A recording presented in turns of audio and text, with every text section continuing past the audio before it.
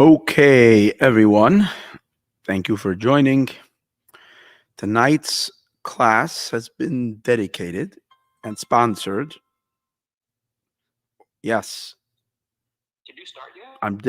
I'm starting. Okay, bye. Okay. So tonight's class has been dedicated by Lior Morgenstein, and this is an honor and for the safety of her brother Yonatan Ben Orit, who has just been one of the soldiers going into Gaza now.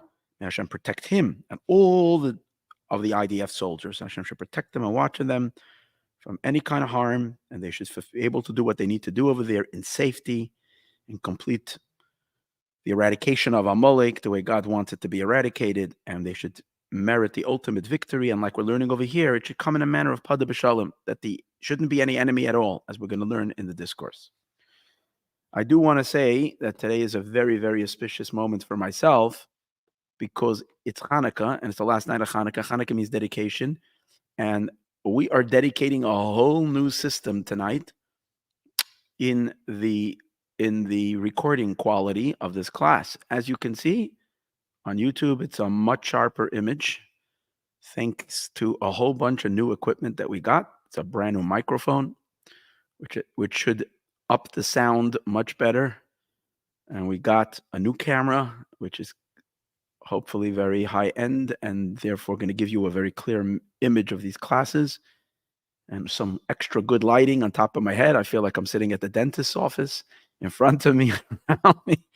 So it's really neat and it's really cool. And it's going to take me a while to be able to settle into this fancy schmancy production.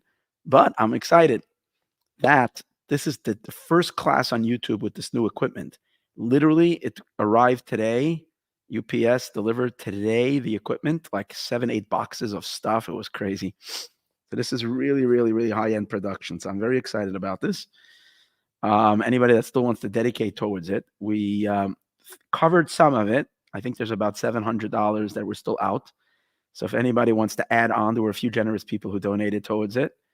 And there's about, I think, 7, and then we have to still buy 1 or 2 things. So it's about 1,000 that were still out. If anybody listening out there would like to complete this mitzvah, because, the clearer the channel is, I know the content is great, but sometimes the people complained about the voice, the quality of the sound, the quality of the lighting, the quality of the image. Now we're top notch. We're ready for teaching the teachings of Mashiach. I'm so excited. Any case, so if you're interested, please let us know. You can go to Mayon, MAAYON.com/donate. MAAYON.com/donate. Make a dedication towards this in honor of whoever you want. And this will be a big schus. And I'm excited about that. And we're not done yet. We're still gonna up the aesthetics, Bezrat Hashem, with a really special background we're working on, and some other things, so that we give you the most pleasant and enjoyable and most engaging and live feeling that if you're not here physically, as if you're here. Hopefully, it'll be so much clearer and so much more pleasant. Okay. With that being said, I want to thank God for enabling this to happen. For years already, I was troubled that we can get this better, and we tried this and we tried that, but this time we went all out to get the best of the best. I got my fancy mic over here. This is like the Joe Rogan mic, Ben Shapiro mic. This is like really, really fancy stuff. Okay. Yeah. And it was really created. All this technology was created to teaching these godly teachings. So l'chaim on the bracha, from the dedication of my system over here to the dedication of the third temple. Be'ezras Hashem. Anyways, we are holding now in the class number 6 in this discourse of Padah b'Shalom Nafshi from the Mittler Rebbe, Shaarei, in the book of Shaarei Teshuvah, page 110. I did 2 classes on this week, and we did 3 classes the last 3 Thursday nights. This is the 4th class of a Thursday night, but it's the 6th class in total. And we're going to finish the discourse with Hashem's help tonight. Here we go. So the last thing we were learning was that there's various different levels of the bringing forth and revealing the soul. There is the more external parts of the soul, and then the deeper parts of the soul. And depending on which level of soul one reveals inside, in other words, depending on what level of love to God we can bring forth, if it's from the more limited powers of our soul, or from the more encompassing powers of our soul, or from the essence of our soul. And the ultimate, when we can uncover the essence of our soul and the love of God and our drive in our observances and our connection and our fulfillment of our purpose of life is coming from our essence is exposed, the deeper impact it has on the superficial external unholy self we call the enemy within us, the part of us that's fighting and blocking our godly side. So the deeper we go within the exposure and the revelation of our essence of our soul, the deeper and the more powerful is the transformation of the unholy. When we reach our yechida, we learned, then the unholy becomes canceled inherently. We learned that there's two ways of canceling something. You can cancel something by defeating it, by beating it up till it's quiet. Then you can cancel something by overpowering it, that it gets shocked. Like in the case where we said you cancel a little bit of bitter water in a big tank of delicious fresh water. So then it gets canceled.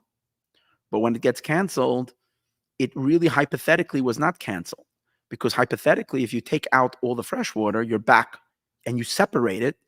If you would have a machine that can separate the cup of bitter water from the big tank of fresh water, it inherently didn't change. On a cellular level, it didn't change. But the deepest transformation is if you can actually change the very makeup, the cellular makeup of the bitter water. That's not bitter anymore. Like when Moshe threw the stick in, he transformed the bitter water into sweet water. So can we ever take the essence of our animal soul and transform it? Yes, we can. That happens when we reveal our essence of our godly soul. Once the essence of our godly soul is revealed, it knocks out the animal soul completely in its essence. Because what's the essence of the animal soul? Its essence is what?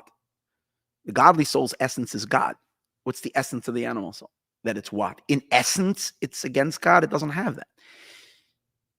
So its essence is very weak.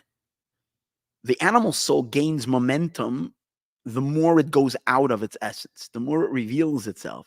It's like a being that has no substance, but yet it can create intense emotions and drives and even philosophies. But if you strip away all of that and you get to its essence, it's not that there is no klipa there, there's no unholiness.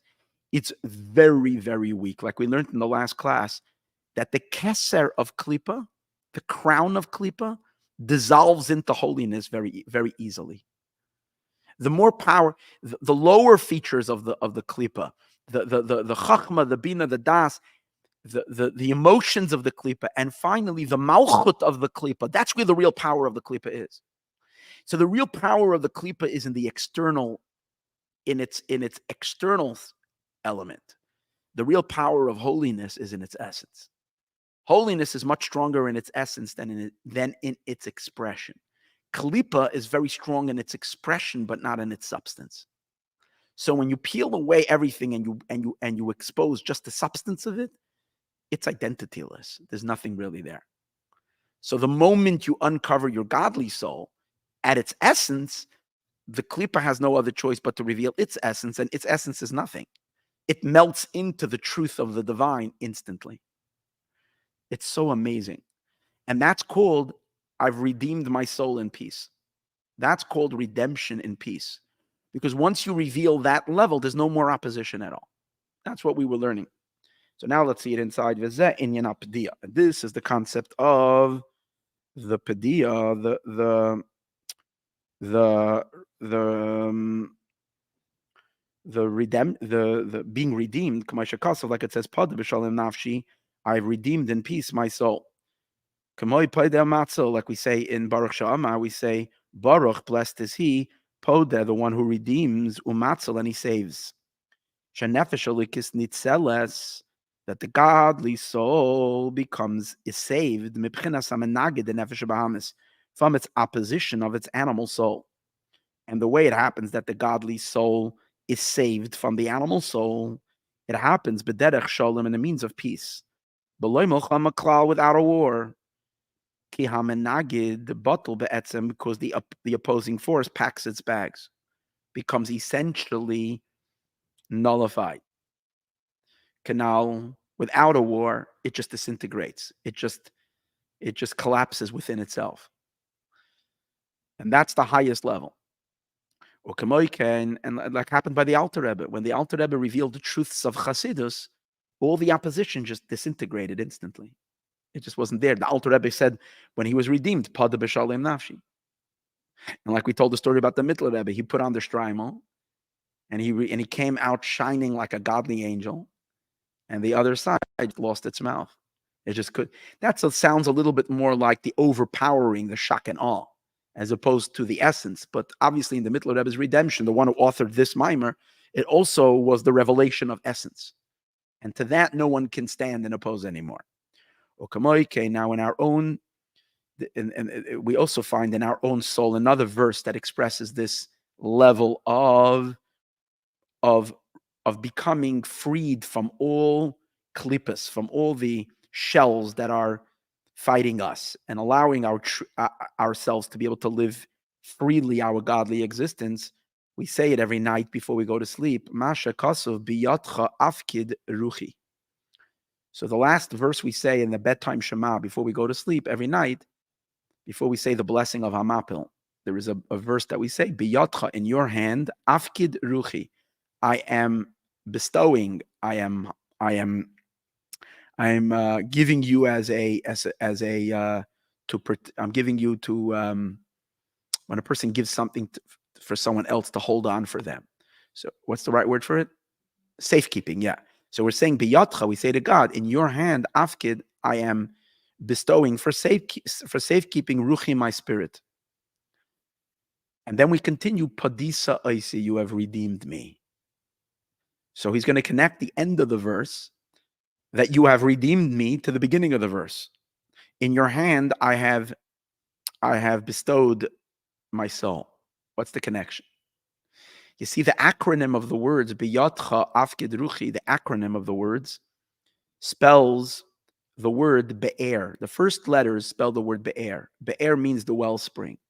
So what you're really saying is, God, I'm exposing my spring of deep waters. What's that? I'm allowing the essence of my soul to come forth, like a person digging forth a spring.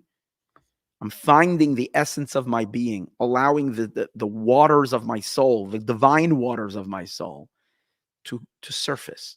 That's meaning biyatcha afkid ruchi. I'm before you go to sleep at night, you kind of push away all externalities, all superficialities, even holy superficialities. Move that all away. It's almost like the last moment at night is where the first moment in the morning meet. The first moment in the morning when you wake up and you say, I acknowledge you, God. I thank you, God. It's coming from your essence. It's not sophisticated. It's not, I appreciate, I understand, it's nothing. It's just pure essence to essence. So when you go to sleep at night, you're also closing your day from your essence. Once you reveal your essence, be'er, then what? Padisa oisi. Then you're automatically redeemed, because there's no opposition to that level of soul. As we say, which this idea of be'er, of this spring of that we reveal, it means the spring of my soul in which I belong to you completely, God. I am yours. That's the Mesiras Nefesh Atzmi. That's the essential sacrifice. As we said earlier. Shalzeh Amar, and then on this level we say, Padisa Oisi, you have redeemed me. Min hachitzainim, from the external forces, b'derech shalom, in a way of peace. B'loy milchama, there's no more war. Ki mizbatlim legamri, because from this level of truth, from this level of identity, the unholy self, the impure side becomes nullified completely. He says in the parentheses, V'adaita, you will know ki shalom ahalecha. You will know that your tent is peaceful, that there's peace in your tent. What does that mean? You'll know that there's no more. It's like sometimes a person has confrontation in their own home. Sadly, inside our own self, we have confrontation. That you will know that there is peace in your tent means that there is a deep, complete synchronization taking place in a person's entire psyche. And there's nowhere within the person himself where there is conflict. And there's another verse that says, Yihi shalom b'chelech, let there be peace in your cities. This is all referring to this level. Shalva, tranquility, ba'armanoisayach, in your palaces. And all these verses, they're all indicating the same level, this same level, Umasha Kasav, and this that it says, V'rav shalom banayach, and there's a lots of peace to your children. Same idea. It means that your children, the Jewish people, reach a level of peace. There's no more opposition against them because they have revealed their essence. Now, particularly, it's referring to Torah scholars. It says, this verse, Bonayach are your children, but it also means the sages say, don't read it your children, but read it Bonayach, those who construct and those who build the world through Torah. And it says over there, that the Torah scholars increase peace in the world. Why? Because Torah also reveals this divine truth. Torah doesn't go and argue. Torah is not debating with the unholy. Torah is the revealing the essence of the godliness of everything. So once you reveal its divine truth, the klipa automatically disintegrates without having to argue it out. Also, this that the sages say that when a person, whoever is osek b'Torah, I think, whoever studies Torah, maybe, I think that whoever studies Torah and is osek b'gemilas chasadim, and is engages in gemilas chasadim, in acts of kindness. I think that's what the beginning of this passage is. They make peace in the higher abode and in the lower abode. So this is the same idea. In other words, the real peace means not just that there is a ceasefire. Ceasefire is they're all calling for ceasefire. Ceasefire is not the idea because you still have an enemy. And any moment you have to keep on watching your back. What kind of ceasefire? Ceasefire, I'm not going to fire now, but when I walk through your neighborhood, I have to watch that you're not going to creep up behind me, God forbid, with a knife, and God forbid, knife me from the back. That's not ceasefire. Ceasefire is there's no more enemy anymore. So the manner in which we can reach a point where there is no more enemy at all. I'm talking about here. He's talking about the internal enemy, but the internal is the micro is a reflection of the macro, or the macro is dependent on the micro. So when we achieve this level of peace within ourselves, we cause that to happen in the world as well. When we can uncover this quintessential yechida level of our soul that is inherently surrendered to God. It's not excited about serving God. It just inherently is nullified in front of Hashem completely. So when we reach that level, then we learned in the last class, then God is revealed inside of you. Because once the essence of the person doesn't conceal God, that's where God is. And where God is, the all klipa melts like wax melts before a flame. Shahamanagid bottle be'etzem, because that which stands in opposition becomes essentially nullified. The ain't sadich milchama klal, and you don't need a war at all. So and there's now he's going to say there's two ways in which we accomplish this. One is by loving God with all your might, which we'd explained, meaning uncovering this depth of soul, uncovering this deep, deep depth of soul, the essence of our soul. And the second manner in which something like this could be accomplished is that the enemy just completely disintegrates, is when we purify the world through Torah study. It's amazing. What does it mean? The Torah discusses what is pure, what is impure, what is innocent, what is guilty, what is valid, what is invalid, what is kosher, what is not kosher. Now, with the way the Torah does that is it's not arguing with any of the dark forces of the world. It's not a debate and yelling at them. The Torah is just revealing the truth. The Torah is just telling it as it is. When the Torah says this is the truth, automatically that happens in the world. Torah has dominion over the world. So the way the Torah separates and strengthens what is good and weakens that's what's unholy. It's not through battling with it. In prayer, for instance, we confront the forces of darkness directly. We argue with them. We feel our own silly, evil inclination, and we have to argue with them. We have to debate it, and we have to convince ourselves that living a godly life is the truth and more and something that is more deserving than living an empty, meaningless, superficial existence. But it's a war. It's an argument. But when we study Torah, we weaken the unholy side without even arguing. We just state the truth. So it's similar to this idea that we're learning about over here, that it's a victory, but with peace. The Torah has the power of Chachma. Torah is rooted in divine wisdom. And the Zohar says that the power of Chachma does the birur. Birur means does the purification from good and evil. What the Torah does is it exposes what's right and the Torah exposes at a core essential level what is incorrect. And once the Torah reveals it in its essence, once the essence is exposed, the essence of unholiness, it disintegrates immediately. And like it's going to be when Mashiach comes. The Chsiv, in the future times, it says the reason why all evil will disintegrate in the days of Mashiach, and that's because V'ra'u kol basar, it's because the verse says all flesh will see truth. We're going to have the clarity of Chachma, which is going to be a vision of Chachma, which means Chachma sees in other words, see, Bina and the lower powers of the soul, they're already a translation,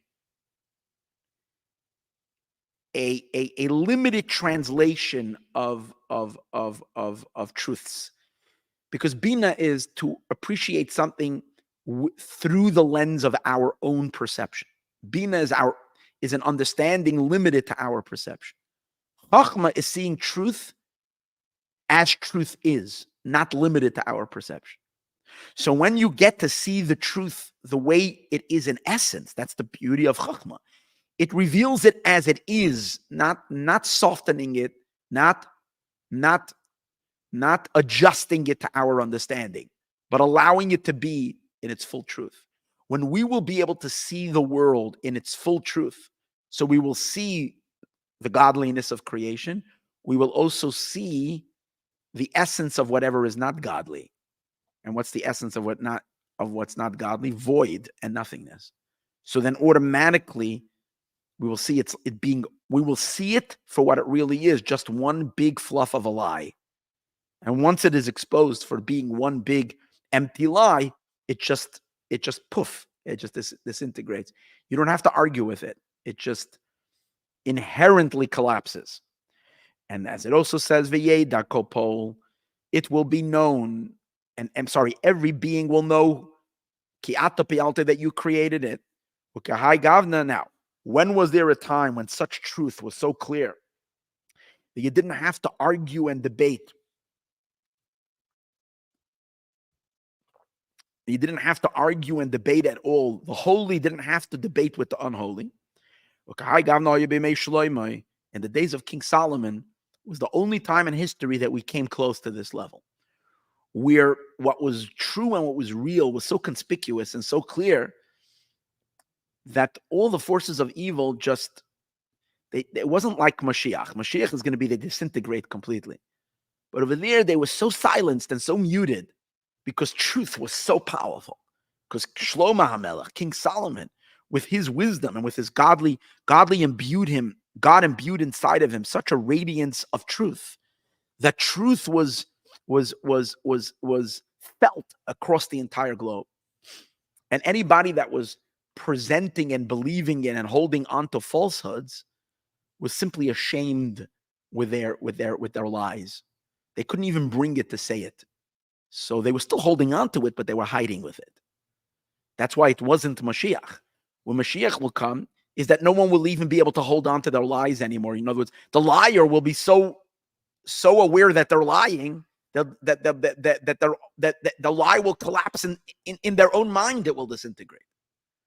It's like we're living in the world today. You see liars, and you're so clear that they're lying, but you know that they're the only ones who don't realize they're lying.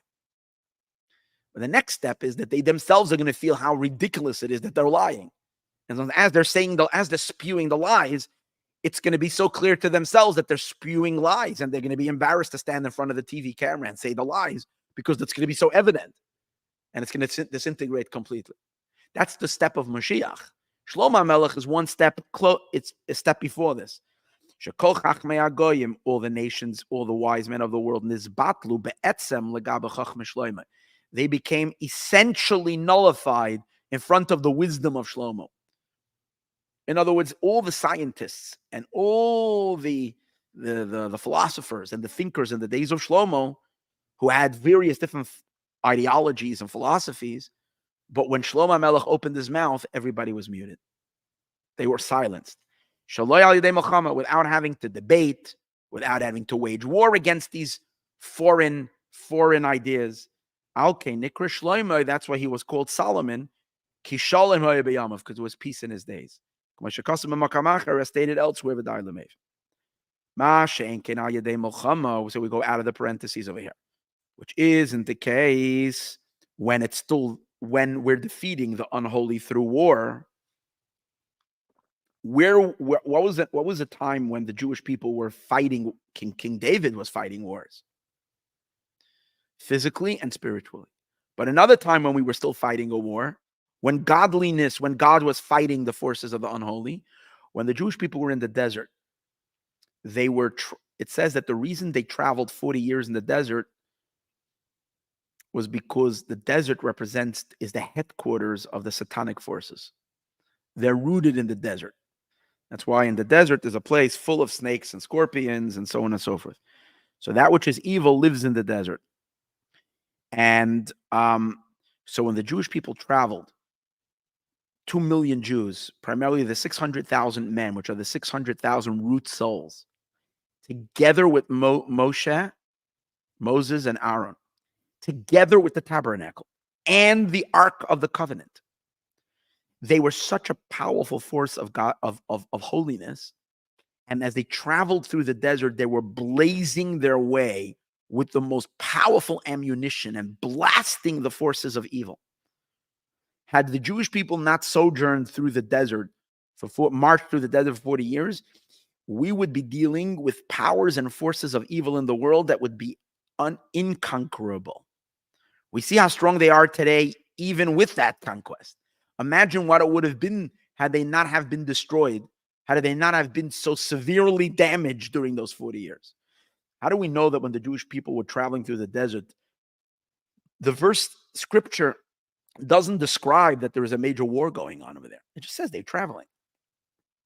So it says that whenever they traveled, Moshe would cry out, Kuma Hashem, get up, God, Vayafutsu oivecha, and your enemies will scatter. Even though there were no enemies, but it's referring to the spiritual enemies and the snakes and scorpions that were in the desert. So they were all killed. That's what it says.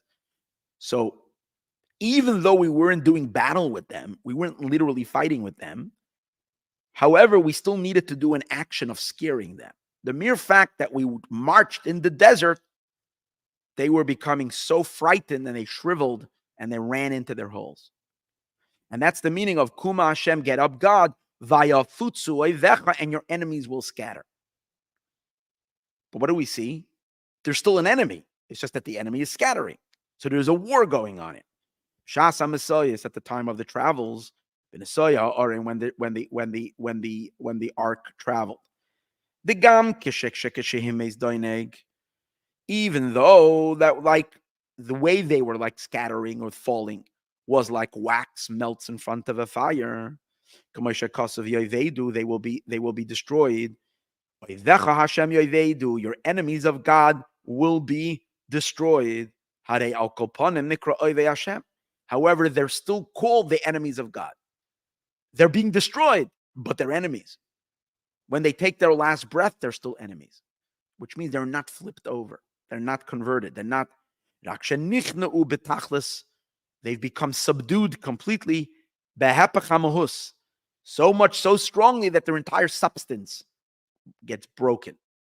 But the means of peace much deeper happens. It's not that the enemy is subdued, but rather the enemy disintegrates completely and he becomes a friend. They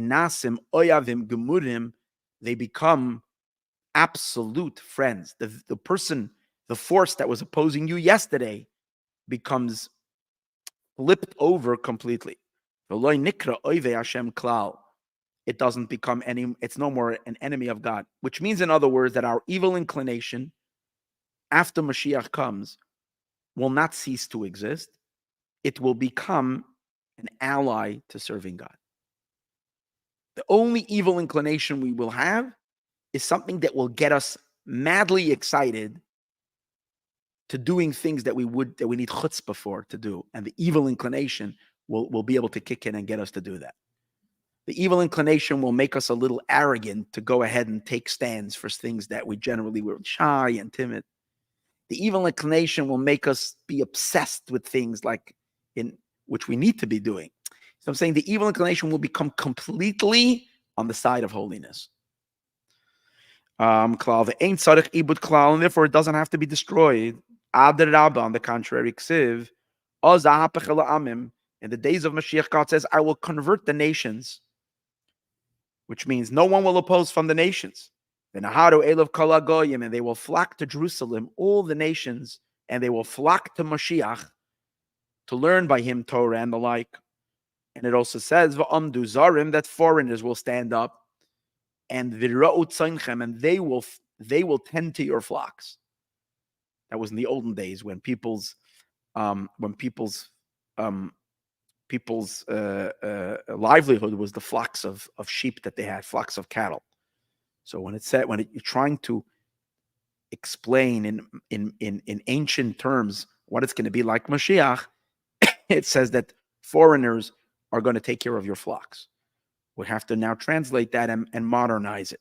In today's world, what does it mean that the nations of the world will do whatever they can to assist the Jewish people to be able to study Torah and serve God, and say whatever it is that you need to take care of, it's on us, so that you can learn and continue and study and gain more divine wisdom, and then you can teach us of the divine wisdom that you know.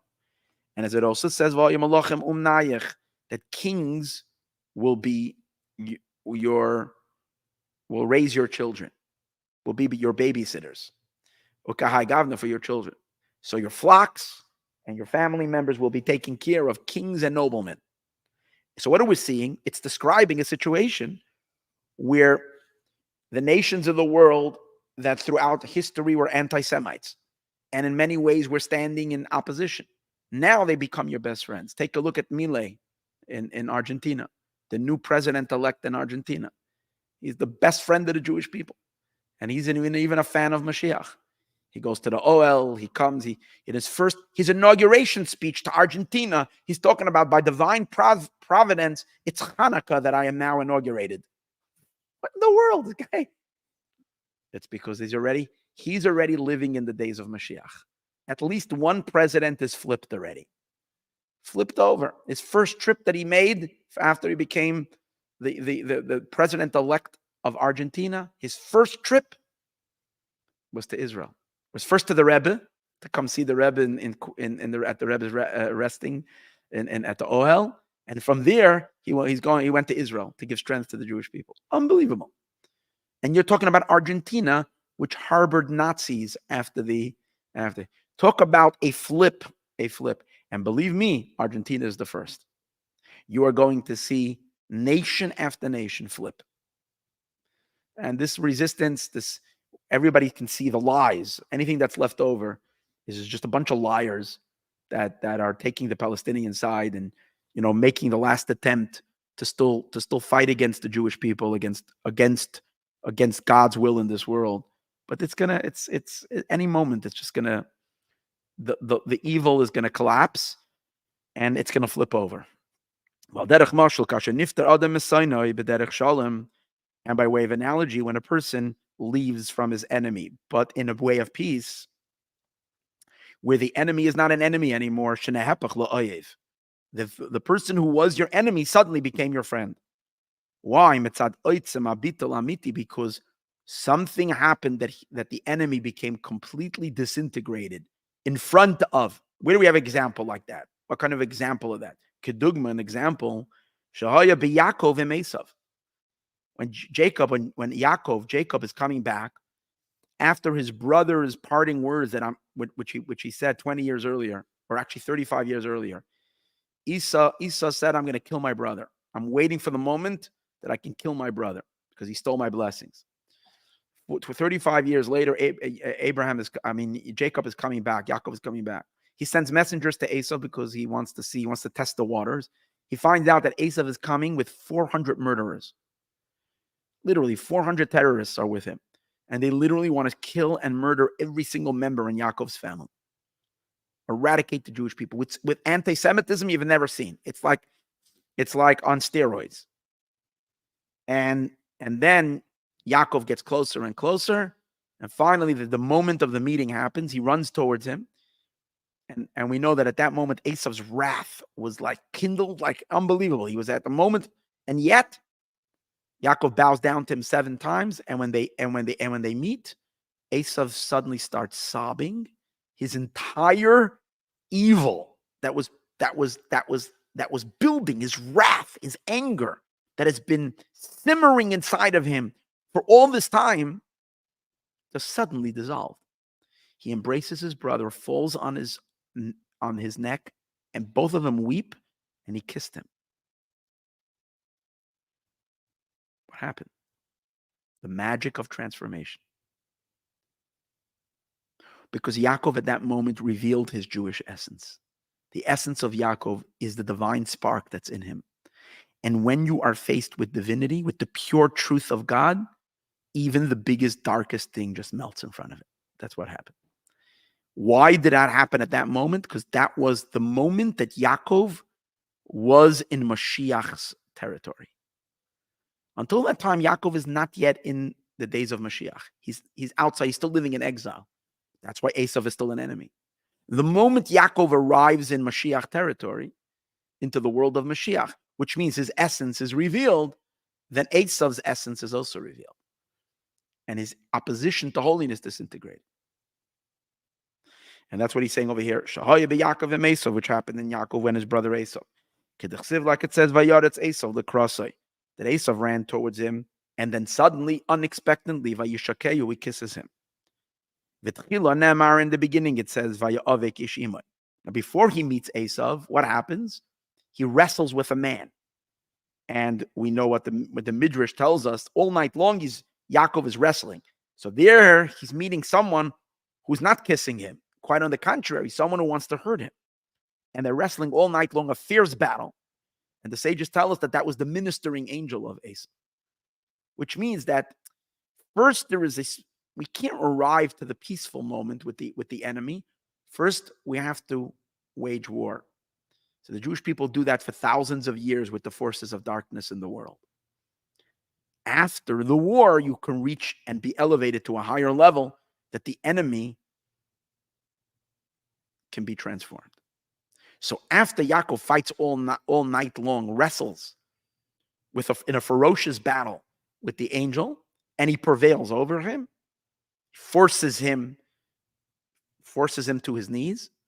Then Esav, once that was subdued, now when Yaakov meets Esav has now because now it's not like a consequence of the battle. it's a new level. First, he goes through that stage, and then Yaakov graduates to a much higher level. He uncovers within himself a deeper dimension. Maybe it has to do with the fact that the angel himself told him, you will be called Israel, no more Yaakov. Israel means you're above the world. Sarisam Elokim, you're above the forces of nature, which means your pure divine essence is revealed. Once that was exposed, then Esav is no more fighting him. Esav just, as we said earlier, flips over and becomes his ally. First, it says that he was waging war with him. That's the ministering angel, Lamaila above. And after he prevailed against him, so automatically he became his friend. And that's why he kissed him.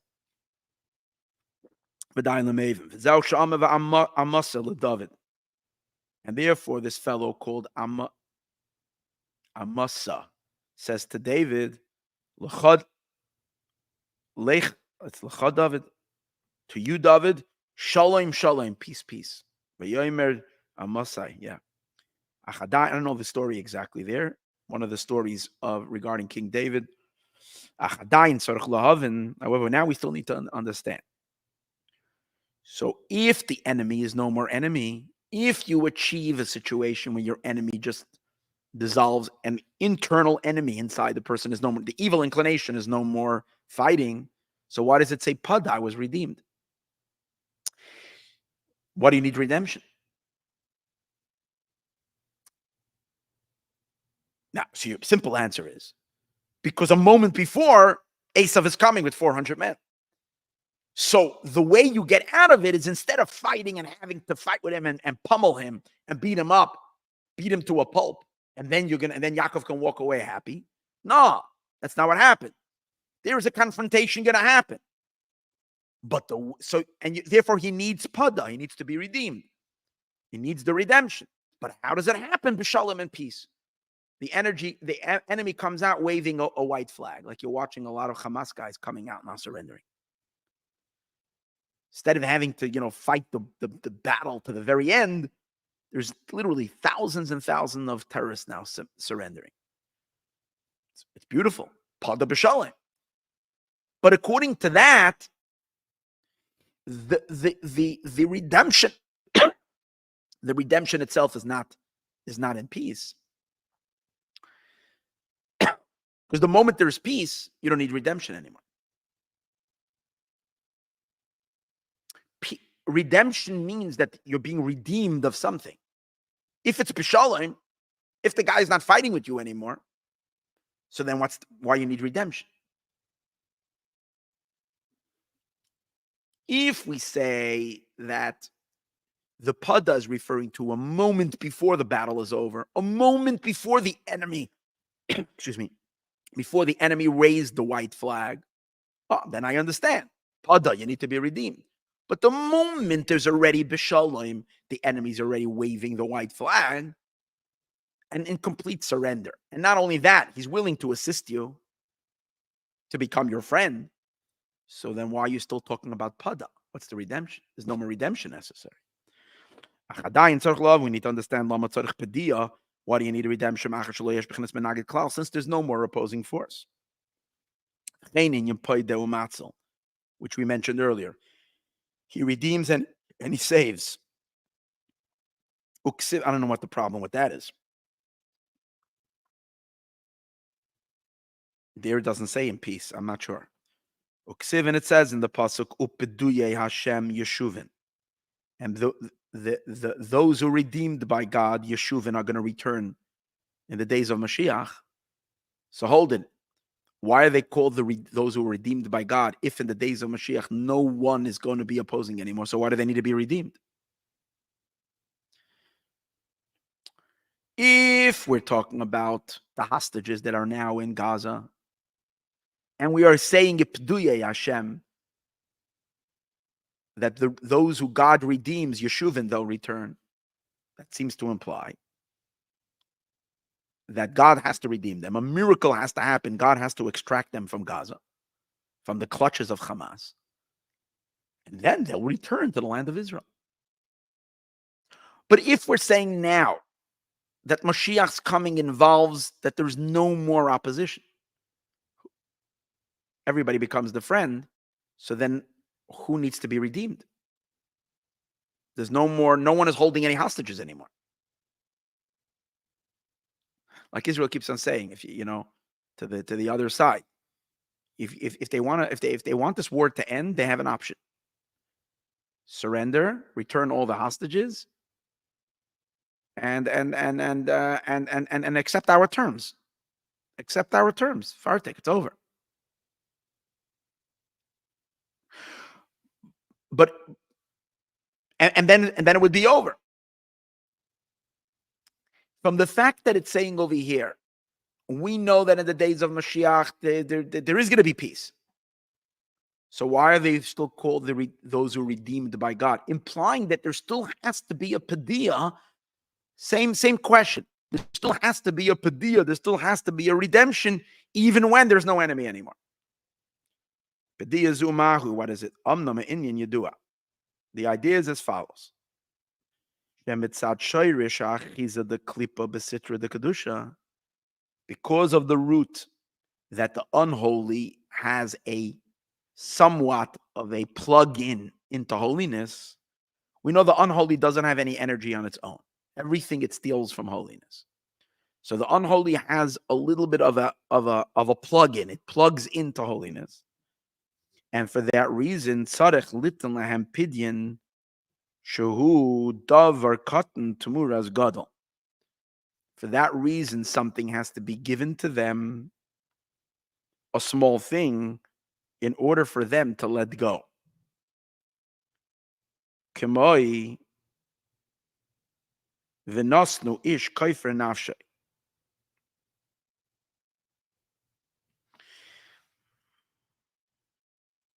It's a little cryptic what he's saying over here. I was having a hard time when I was reading this. I did not prepare this today. I looked this over a while ago, and I remember I was having a hard time. And what it seems like he's saying a little further is as follows.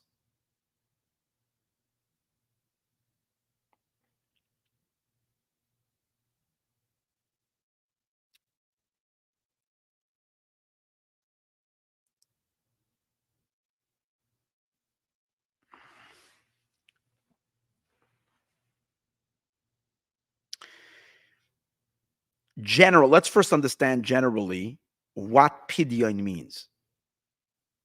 Pidyon means a redemption. So the way you usually work with a redemption happens through ransom money. You give ransom money. That means if someone has held someone in captivity, you bring them money, and the money is satisfactory to the captors. They'll release the captive. So the same concept exists in the spiritual realms. Not in the days of Mashiach now. Let's talk about regularly. When the forces of evil are still existing and they're still bad. So we know that sometimes they hold on to certain powers of holiness, certain energies which they're holding on to, whether it's hostages, like in the case in Israel, or whether it's spiritual energies that they're holding on to, souls. Sometimes they're holding on to souls. Sometimes they're holding on to, just forces of deposits of energy that is given to them. Especially through sin, we give them power. When we want them to relinquish that powers that they're holding on to, we have to give them something in exchange. And that's called ransom. So we know the ritual on Yom Kippur that we take a goat and we cast it down a very, very sharp cliff. It's called Sa'ir La'azazel, the scapegoat. We take it and we throw it. But what is the meaning to it? The meaning to it is like this. Attached to that goat is a certain spiritual, godly light power. When we give them the goat, we're actually empowering the satanic forces. Why would we be doing that? Because we want them to let go of something that is more precious and valuable that they're holding on to. But they will not let go of it unless we give them something in exchange. And it's a good exchange. we're getting in this sense much more than we're giving up. We take the goat. The goat was once part of the temple service. It once stood before God. So in the spirit of this goat, there is enormous godly energy in it, but it's considered only a tiny crumb in compared to all that the unholy has stolen through the sins of the Jewish people all year long. They have an enormous amount of energy, and they're not going to retract it. But God forces them to give it back, because when we do Teshuvah, but they won't let go. They're still holding on to it until we give them a candy. It's like a dog who, while you're having a barbecue, ran away with the ribs. Okay, so you got these delicious ribs, and you're ready to throw them on the thing, and the dog ran away with the ribs, and the dog is not willing to give it back. So what do? You take a bone, maybe it's got a tiny bit of meat on it, you throw it to the dog. The dog drops the packet of the ribs, runs to get that, and you can retrieve your ribs. Simple metaphor. That's the story. So that's the way pidyon usually works. Sometimes you need to give the other side something in order for it to let go. Now, this concept exists only as long as evil is remaining evil. In the days of Mashiach, this doesn't exist anymore, because evil itself was transformed. The unholy, the nations joined the Jewish people. All of them, even those that were evil. Not everybody in the nations are evil, but even those that were evil join Israel and join the God, like we said earlier. They'll be supportive. They'll be helping the economy. They'll be doing whatever they can to support. Evil inclination becomes good. Esau becomes Yaakov's buddy. So what is the idea of Padah? Who do we have to redeem? So the Rebbe is saying there is still a concept of redemption. We want to give to what was once the other side. Listen to this. We want to give to what was once the other side something so that they leave a little space between us and them, although they have become holy. Why? The answer is, since they're latched onto holiness, they've hooked themselves up and latched onto holiness. When holiness is going to be going all the way in to the deepest point, that which was once unholy, that now was converted into holiness, also feels that it is part of that party. And it also wants to go all the way in. And that doesn't work. In other words, there's a certain place after Mashiach comes, certain moments where the Jewish people will be intimate with God. It's not for the nations. The Jewish people will bring tremendous illumination to the nations, tremendous light, more than can ever imagine, and light and blessings and everything. But there is a temple moment where God says, now it's for Israel. If the non-Jews are holding on and they don't want to let go, it's a problem. So something has to be given to create a separation. The same is also the animal soul. The godly soul works so hard to transform the animal soul. And then the animal soul gets transformed and comes along for the ride. But when the godly soul goes into the Holy of Holies, the animal soul is told, wait over here. It's like Abraham says to Yishmael and Eliezer. Eliezer is his trusted servant. Wait over here together with the donkey. Me and Yitzchak are going up there. There's certain places where the unholy can't come along. But the problem is they're attached to holiness. So you have to give them something to keep them busy for a while, that they should allow holiness, that which always was holiness, to experience the fullest of what it needs to experience.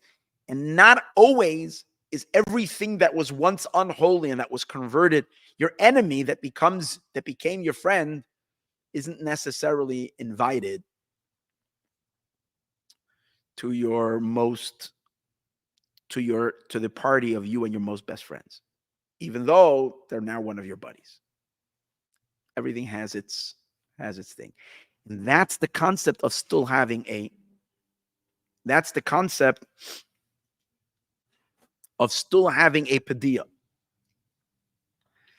the concept of still having a padah. Something is necessary to separate.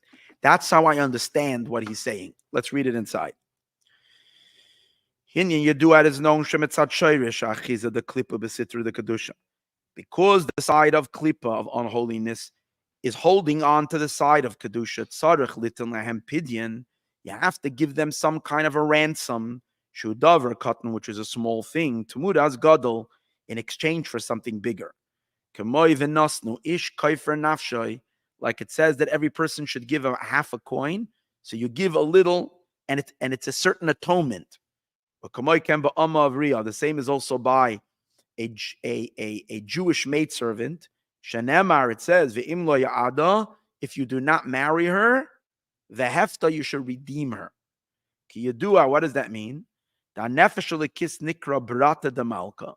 The godly soul is called the daughter of the king, the princess. V'zau sha'amar ki yimkar ish as bitoy la'ama. And that's the meaning when a person sells his daughter. When God sells the godly soul.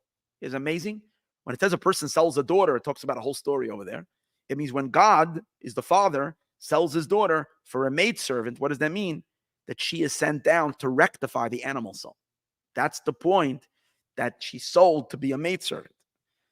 And what's the point? So she can convert the animal soul. Yet, it says over there, she should not go out like the servants go out. When her time is over, she shouldn't leave like the servants go out. The deeper meaning is, in other words, the godly soul, when it returns back to her union with God, it returns on a much deeper level than the noga, than the elements of klipa that she is converting. They also come out of their darkness. But she is a piece of God. So her return is much deeper. She should not go out like the servants go out.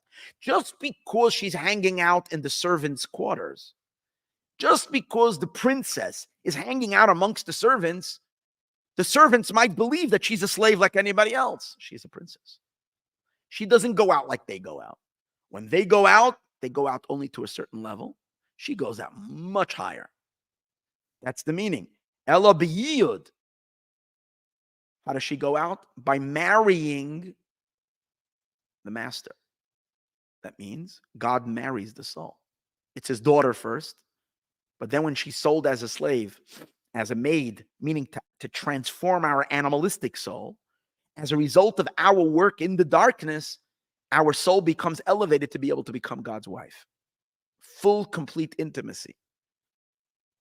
Or Padah. Or the other thing he can do is either marry her or he has to redeem her. What does the redemption mean? He has to pick her back up and take her back to him. God has to take the soul back to its sublime residence. But the reason why he has to give a redemption, redeem her from the slavery, is because her company should not come along with her. The animal soul should wait on the outside. Because if the animal soul will come inside to the same place where the godly soul, the animal soul doesn't have the vessels to be able to experience the elegance of the godliness. Because the animal soul is a peasant. So it's true, it's beautiful when the peasant is part of the party, but the peasant is still a peasant. So you have to let the peasant still stay outside.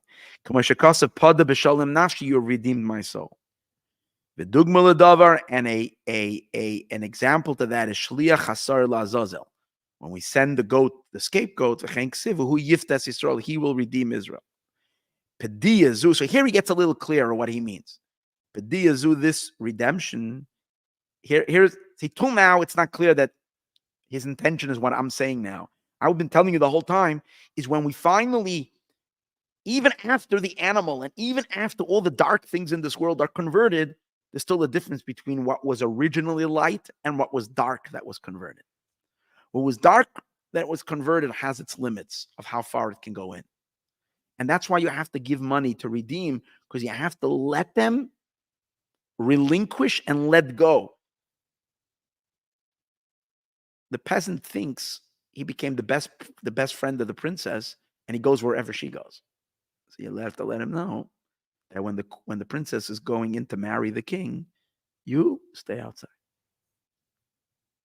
It's not your business to go inside into the bridal chamber. You stand by. It's beautiful. You're invited to the wedding. You can be over here. You can do everything. It's beautiful. But you have your place out here. And that's what he says over here.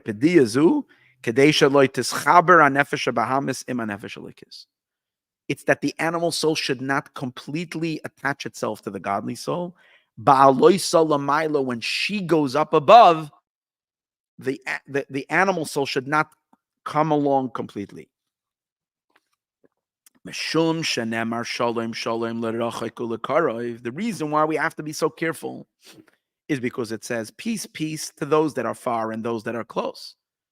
That we're really welcoming in the foreigner who becomes close. Someone who was distant and now he becomes close. We're welcoming in. But when you welcome him, he still needs to realize his limits.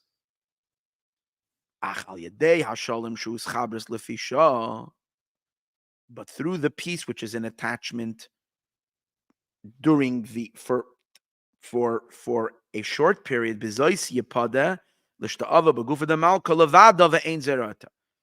other words, there is peace. When the godly soul transformed the animal soul, it's peace. So now it still needs, once there's peace, Padah, you still have to do a Padiyah. Why? Because when the godly soul goes up to become absorbed in the body of the king, the animal soul is not joining that. It stays outside. Levado ve'ein zar ita. And a foreigner does not go along. So there will be experiences after Mashiach comes that's for the Jewish people alone, not for everybody to participate.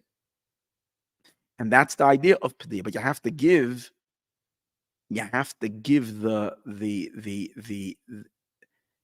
him something to entertain him. Meanwhile, you have to give him something really nice to be willing to stand and not push themselves in. And that's the idea of the Padiyah. The dugma amiti libchin. Okay. This concludes the concept of Padah b'Shalei. Now he's going to go back to what he's been explaining earlier. What does it mean that when you reveal the essence of your soul, then there is no more trace of attachment towards, when you reveal your true identity, your true godly identity, we're going back into the internal psychological experience where the war is over, where the war is completely finished. Why? Because the unholy, the klippa, has completely been disintegrated. When does that happen? We said when you reveal the essence of your godly soul.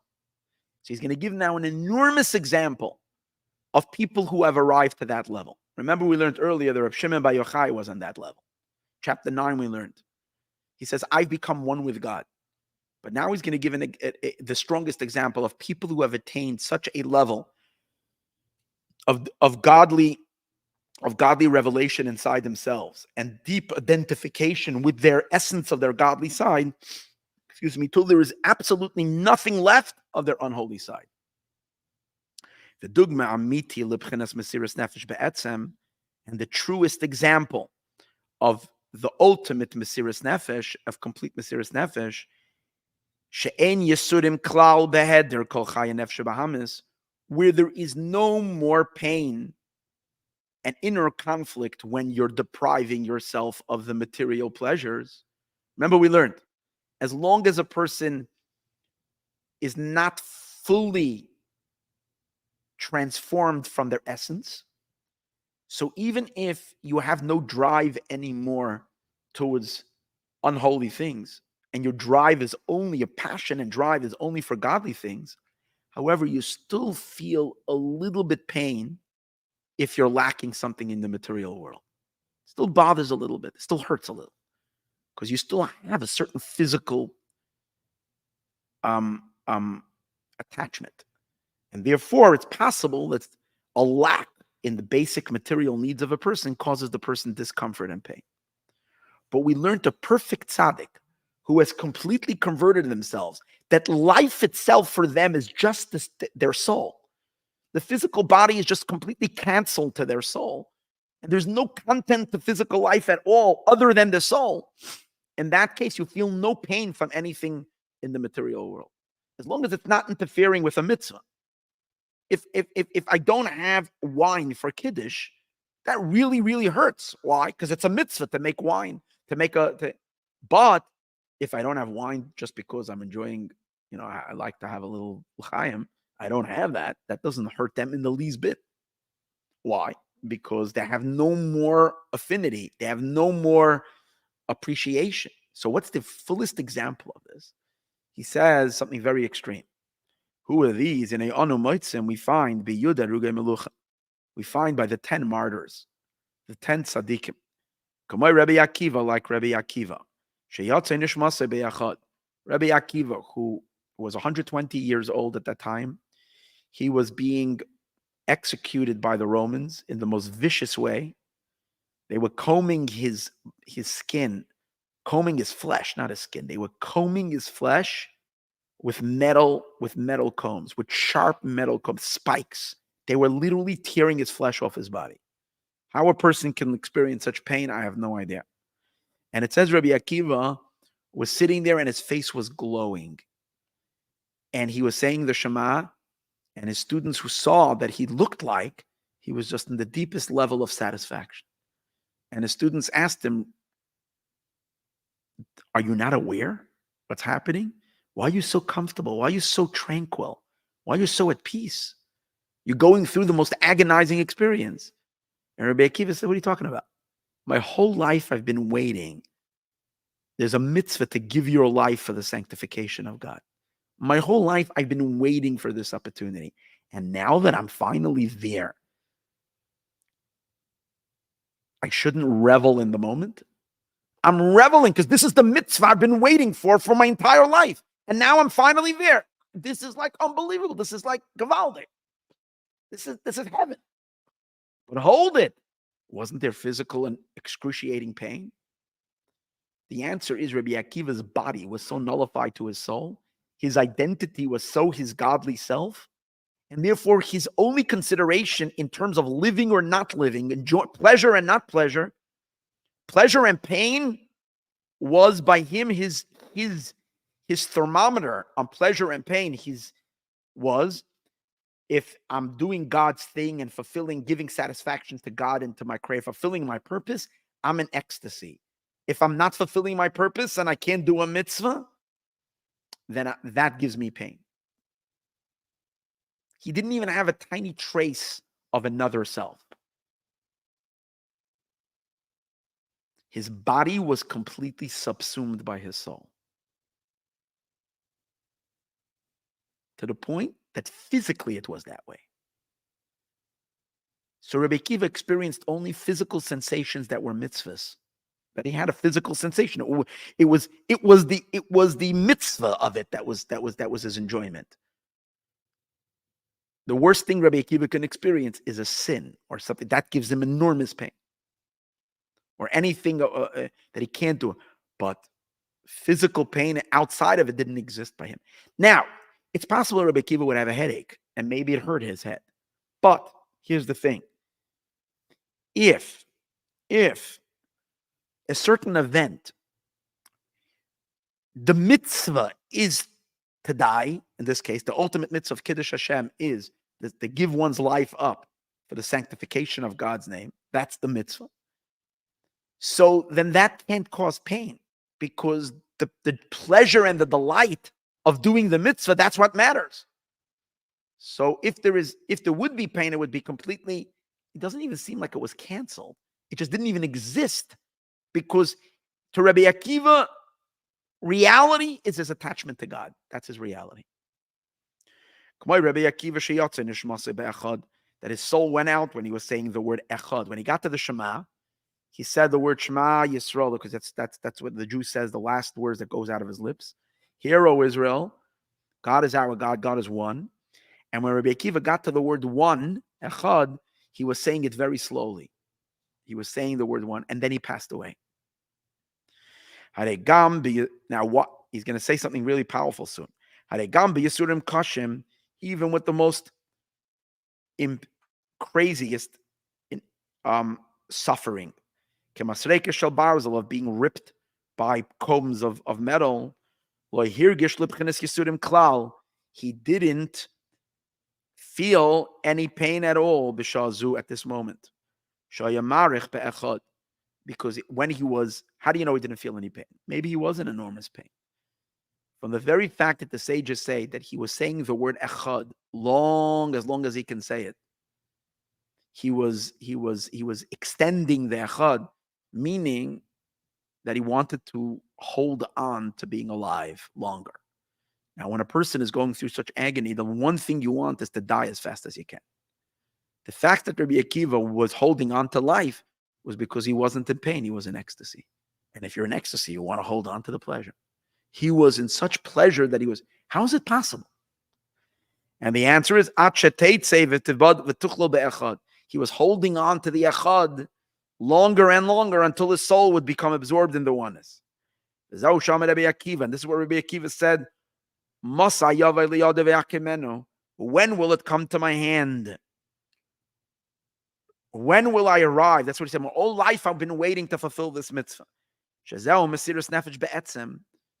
I want to know, I want to be able to give myself, disintegrate completely in God. Rabbi Akiva wasn't sure if he really, really, really on the deepest level transformed himself completely. He wasn't sure. He doesn't know if when he said every day, love God with all your might, he really reached that level of loving God with his entire being. That he has no other desires other than that. He was always worried that maybe there's still a little attachment. So he said, all my life I'm waiting for a moment where I can give myself completely to God. And actually, that would be the litmus test. If at the same time that he's experiencing the Mesiras Nefesh, and he's very happy, there was a part of him that's in pain, enormous pain, he's just ignoring it, that would mean he's not thoroughly identified with God. But because he became so thoroughly, this was a proof to him that he has reached the point that there was nothing left inside of him that was not godly. Till he doesn't feel any pain of the body. This is called peace. Like we said earlier, there's no two sides to the person. There's no two selves. There's no a godly higher self and a lower self. There's only oneness. Rabbi Akiva didn't know if he was in that state until he would come to actual Mesiras Nefesh dafka. Now he says it's not only Rabbi Akiva, it was all the 10 martyrs, other 9 of them that are mentioned in Yom Kippur's prayer, and we also mention it on Teshuvah.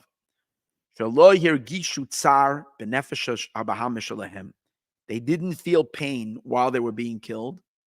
Mina hariga, from their death, from their execution.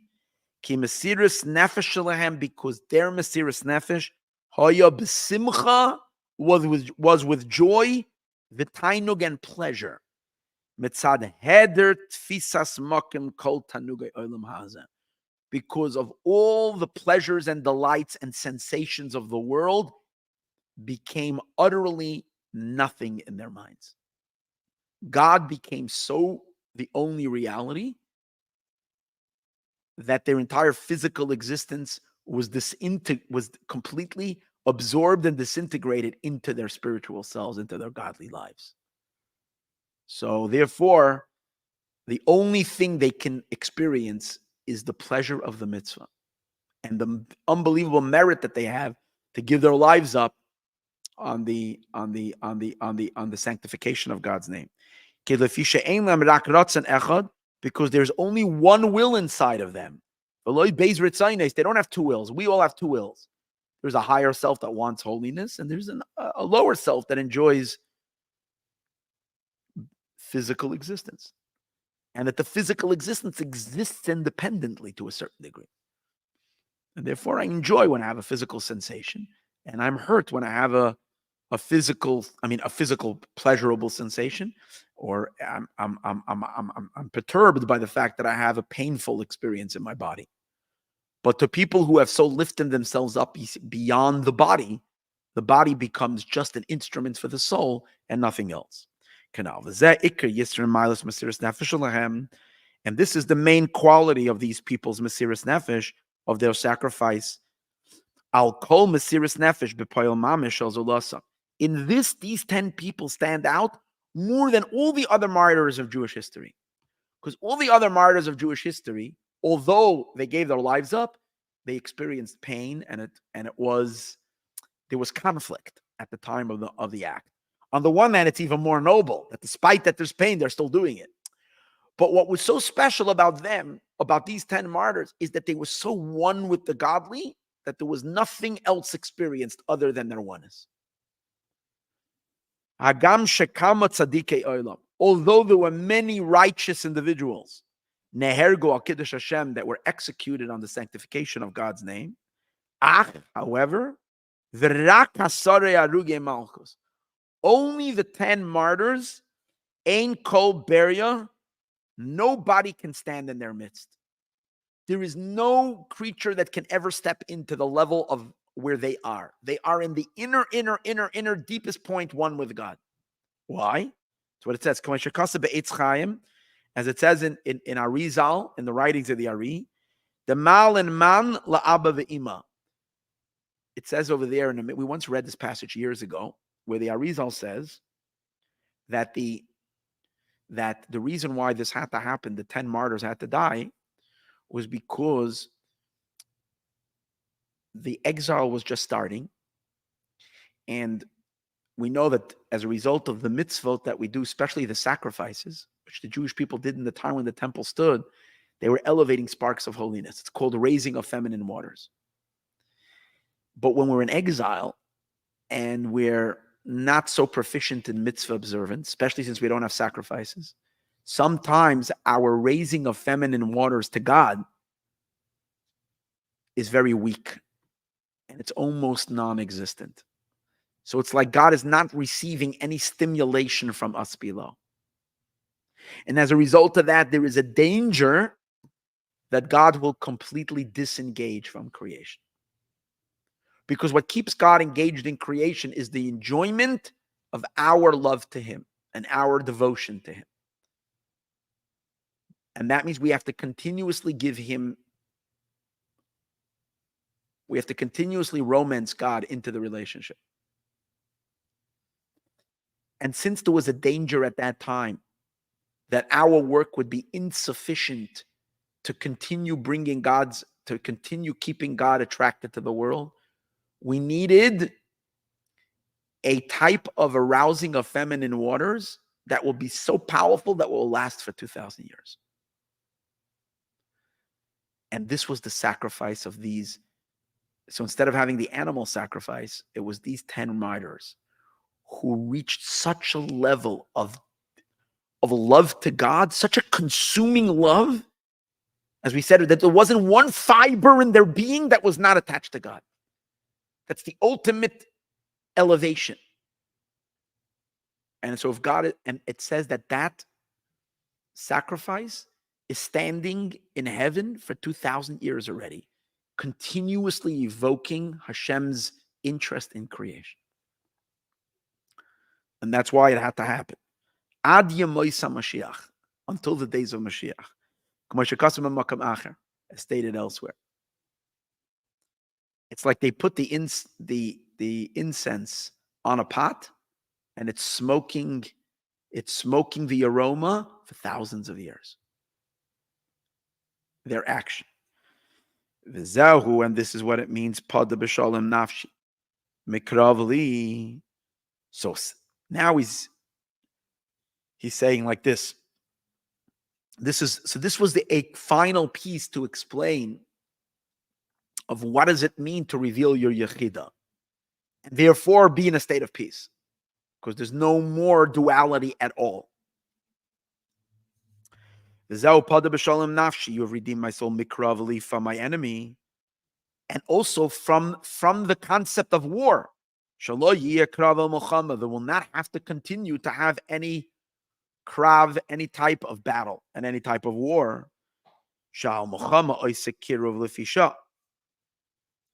Because at the time of a war, it creates a closeness at the time. Like the people who wrestle. It's called a war. So initially, we're all in a state that the conflict that exists between the holy and the unholy inside of us is in a manner of war. And sometimes it becomes so intense that the two sides of us have to literally wrestle with each other in a manner where they're encircling one on the other. So they're getting very close. But this closeness is the opposite of peace. It's the most intense conflict. It's the most intense friction, like we studied in the beginning of the discourse. So what he's saying over here is, imagine us looking at our life now. When I look at my life, and you can look at your life, I think for most of us, we hope at least there is a battle.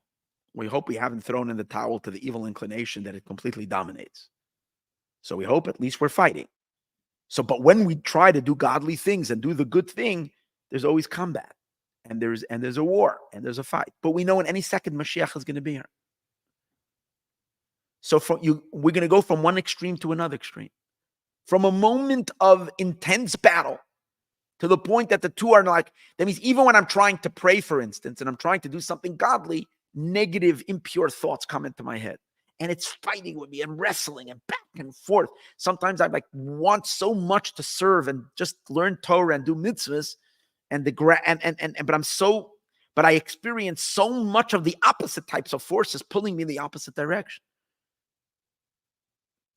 And the two sides are hand-to-hand battle, and it's bloody. But yet we're saying, Padah b'shalom nafshi. We are praying that momentarily the depth of our godliness will dawn upon us. We will suddenly experience such a deep identification with our spiritual godly side, to the point that we will realize that we, at the deepest core, are God, an extension of God in this world. And when that dawns upon us and we feel it in a very powerful way, then peace will be instantly. There's no more. So from a second before, when it was mikrav li, a second later, Padah b'shalom. Peace and tranquility. But in the end, it will be in a manner of peace. The ma'od will reveal itself. It's the complete oneness with Hashem and being given over to God, essentially. So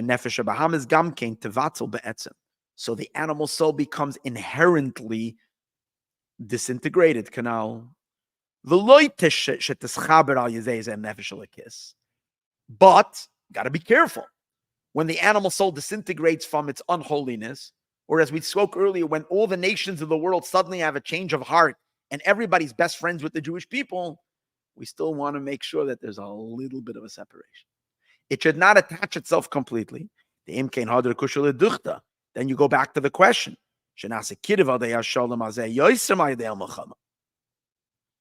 There's now the unholy becomes even closer than through war, through the peace. However, this closeness is a real closeness, because it's not close to take you down. He's not giving you his hand in order to grab you in a headlock. He really wants to hug you, like really good friends. One becomes integrated in the other. Even though we're getting so close, and it's a real closeness, after the peace, the godly soul still keeps a distance from the animal soul. Why? Because the godly soul needs to be able to go back into oneness with God, and the animal soul, because it's a peasant, cannot be at that party. You see that with Yaakov and Esav. They kissed, and then Esav says, okay, let's go together. And Yaakov says, thank you. You go ahead. I'm coming behind you. He creates distance. Al Yadei Padah Hashem Padah Isa, because God helps the godly soul extract itself from the animal soul. He gives another example. Avram says to Lot. Lot was pretty much a follower of Abraham. He was pretty much on the good side. Yet Avram says to him, separate from me. You go to the right, I'm going to go to the left. I go to the left, you go to the right. He parted no me line. And he says, because definitely, because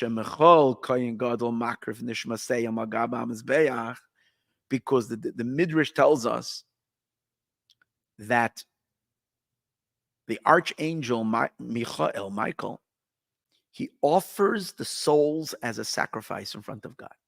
What does that mean? He lifts the souls up until they become absolutely unified with the infinite.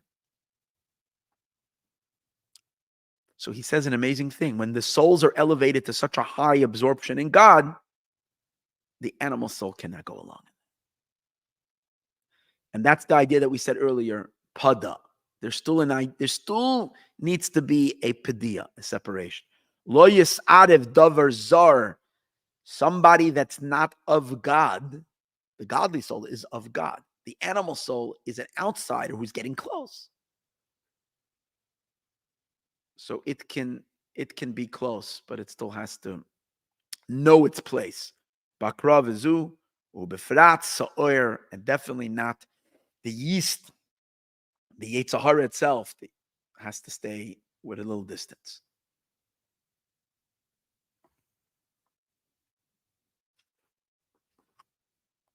So now we're going to start chapter 12, the last chapter. And over here, he's going to explain the significance of the meaning of the end of the verse. It says, Padah b'shalom nafshi, you redeemed my soul in peace. And as we understand it now, by revealing the deepest depth of the godly soul. And then the unholy becomes inherently nullified and even transformed. However, we still need the redemption to keep the two a little separated. Okay? And then, what is the end of the pasuk? It says, Ki berabim, because in the multitudes, haya imadi, he was with me. It says, you've redeemed. This is a verse again in chapter 55, in Psalm 55. Padah b'shalom nafshi, you redeemed my soul in peace. Ki berabim, because with the majority, with the many, he was with me. So he's going to explain how the second half of the verse is actually explaining how we reached peace. Peace is very ideal.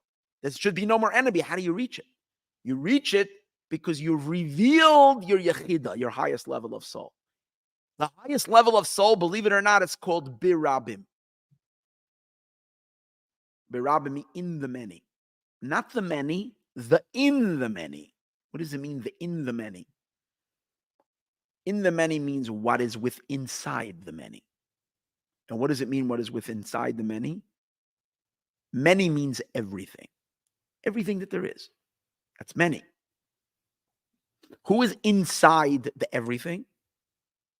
The singular essence of God is inside the everything.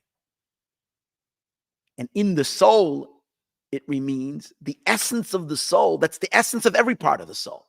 The yechida is the essence of everything.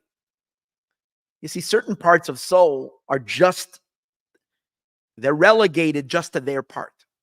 Certain emanations of God, for instance, relate to every world separately. I mean, there's certain revelations of Hashem that are in Atzilus, certain revelations of God that are in Bria, certain revelations of Hashem that are in Keter, higher, certain revelations of God that are in the world of Tohu, certain revelations of God that are in the world of Tikkun. But the essence of God is the underpinning of everything and everywhere. Same as in the soul. The essence of the soul is in everything and everything. So what we're saying is like this. Padah b'shalom nafshi, how is my soul redeemed in peace? Ki birabim, because that which is in the rabim, which is the essence of the soul, which is the yechida, haya imadi, was shining inside of my consciousness.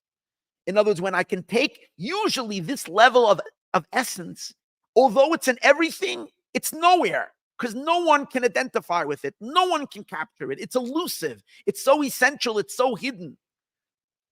It's like the jar of oil that the Jewish people found. The miracle of the first night of Hanukkah was the oil is so essence. It's impossible to find it. It's hidden. You cannot. And yet they found it, which means the essence was revealed. But usually the essence is not revealed. It's hidden. It's so deep. It's everywhere. It's in everything. And yet no one knows it and no one has it. Besides when? Besides by big tzaddikim, by the highest righteous people. By them, this level is imadi, is with them. And when Mashiach comes, this is going to be revealed by everybody. Why are we getting so many notifications over here? Hold on one second.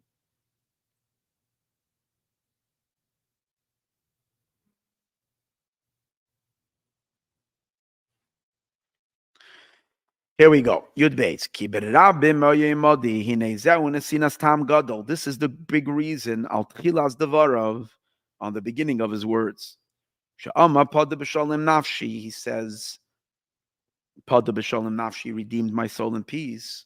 Umefarish va'azal, and then he continues and explains va'amra, and he says, mipnei ma padah b'shalom. Why is it that I've achieved such a high level that there is no more opposition? And there's not, and that there is no continuous battle. And the answer is ki birabim, because in the rabim. Pirish birabim. What does it mean? Birabim, betoich rabim, that which is inside the many. What does that mean? The encompassing level of yechida, that is called encompassing because it encompasses everything. Shenikra makiv klali. It's called an all-inclusive makiv. Shekoilo l'chala makifim. It includes every makif, prati, because there are smaller levels of makif. This is the makif of all makif. This is the encompassing of all encompassing. Upirish birabim, and the meaning of birabim means what is hidden very deep in the rabim. Mashaganus v'nelam, that which is hidden and concealed, b'toich rabim, inside the everything. That which is the most removed from experience, that which is the most removed from identification. Because it's the essence of all essence. And it's equally removed from everybody and from everything because no one can tap it.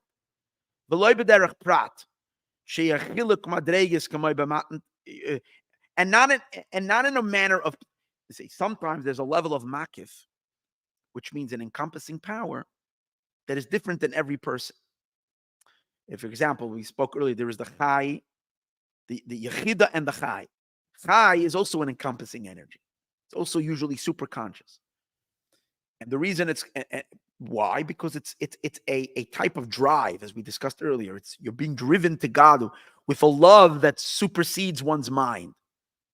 But that is in every level, by every person, the chai is different.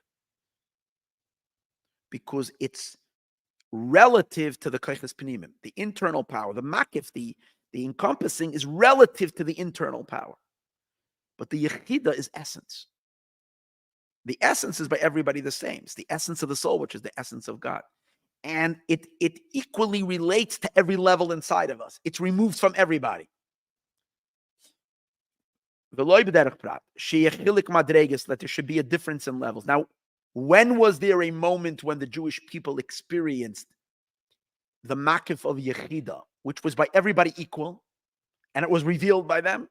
Well, one of those moments was by the giving of the Torah. It says, by the giving of the Torah, when the Jewish people stood there and said, we want the Torah, we will do and we will hear, there was no difference between the devotion of one Jew and another Jew. As it says, they only had one heart. Because they experienced the makav of Yechida. And when they experienced the makav of Yechida, we're absolutely exactly the same. Because our divine essence is one. God doesn't have pieces. So the divine essence is the same in everybody. Since it was God's essence speaking through us, it was equal in every single person. Lashon Yachid, and that's why the Jewish people then are suddenly one.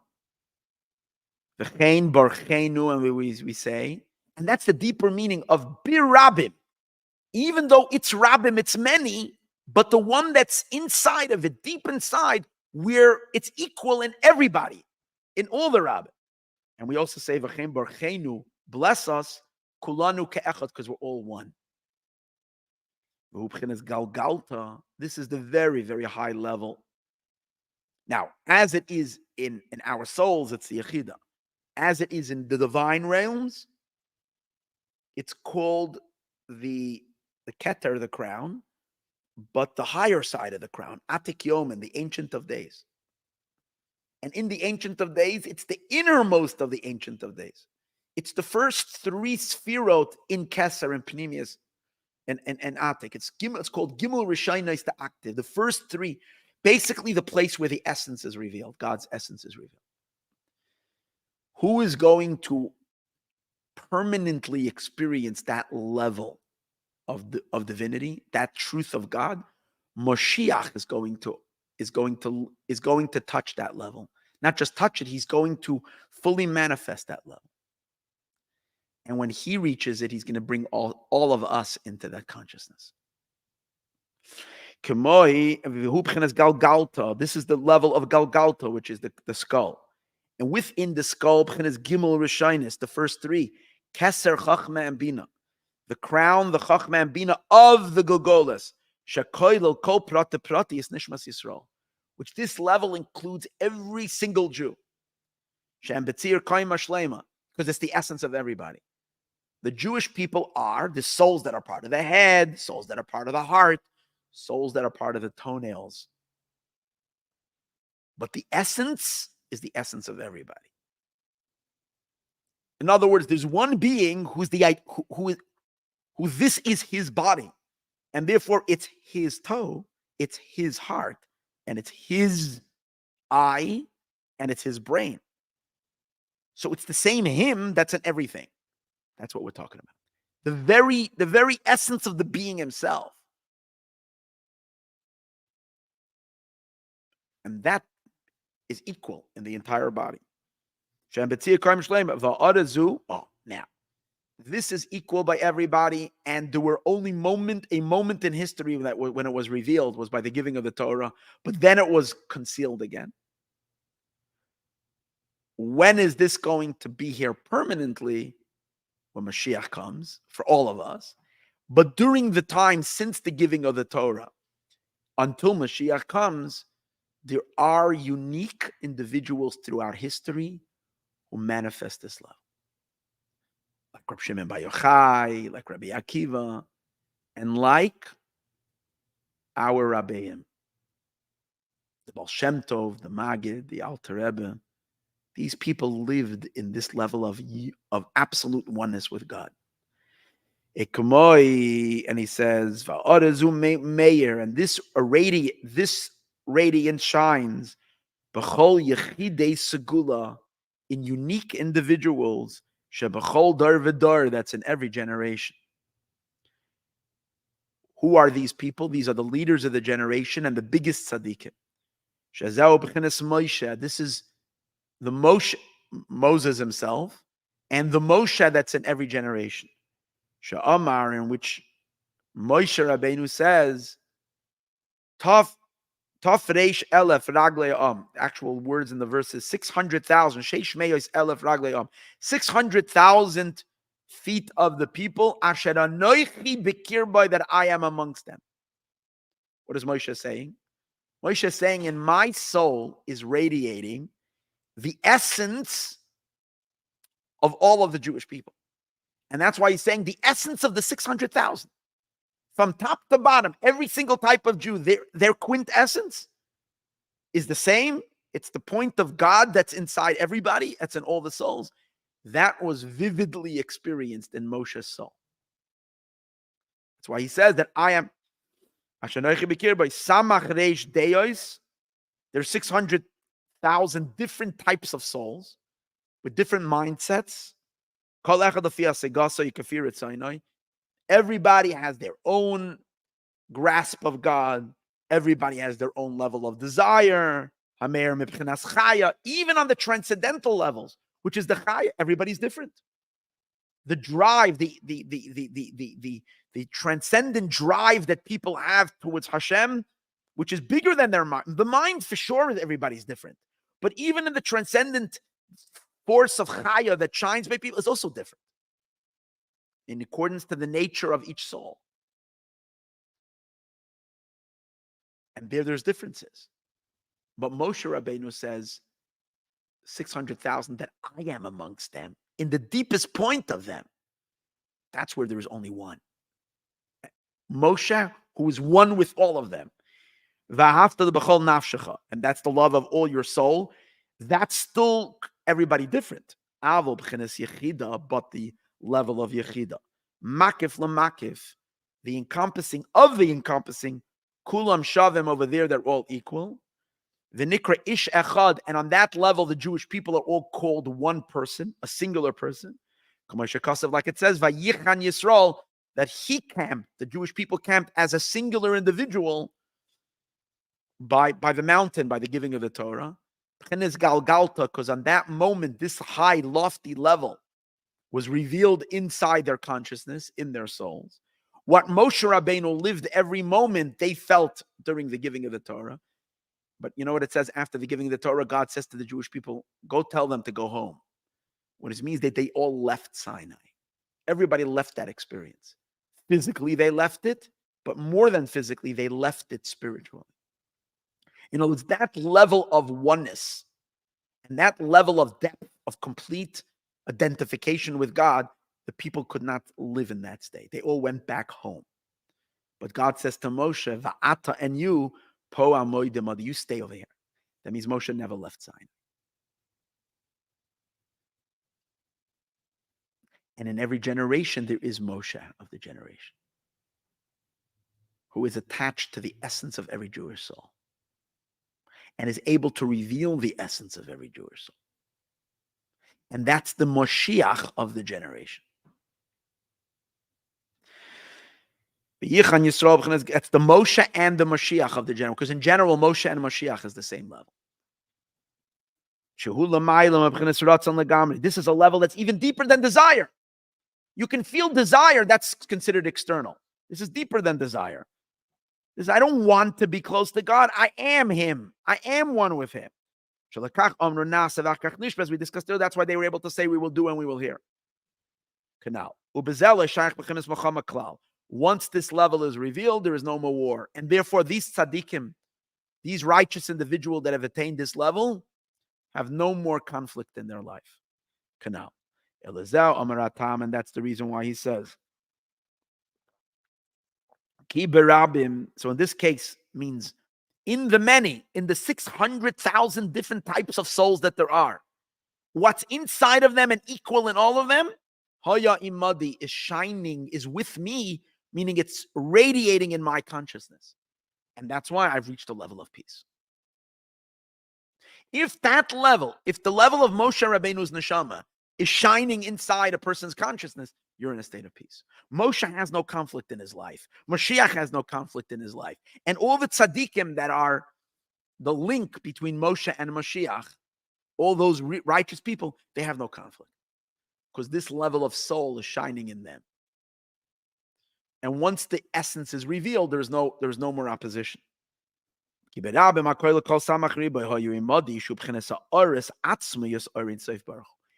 essence of the infinite light was revealed to them and is revealed to them.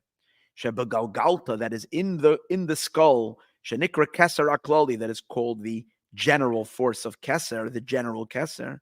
Al came Padah b'shalom nafshi. That's why my soul was redeemed in peace. The klolis nishmas Yisrael of the Jewish. See, so what does King David say? The art tzaddikim will have this as an individual experience, but King David is praying that this should be the experience of everybody, and this eventually will be the experience of everybody once Mashiach is revealed, and he leads everybody into this consciousness. The Rebbe told us 30 years ago that Mashiach is revealed already, and if we so choose, we could live in this consciousness.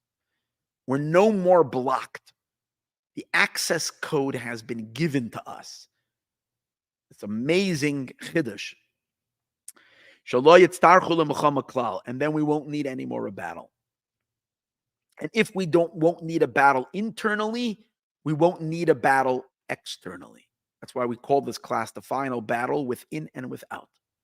We reach a point that there's no more need for a battle within, and once we accomplish it within, it happens automatically without. The enemies of the Jewish people will disappear, and it will be really cool to see who will flip over and how they will flip over. But it seems to contradict the end, the beginning. The word berabim implies plural, many. V'haya imadi says was with me, which is in the singular. So if anything, it should have said, I think the main question is not on the haya, on the imadi, but on the v'haya.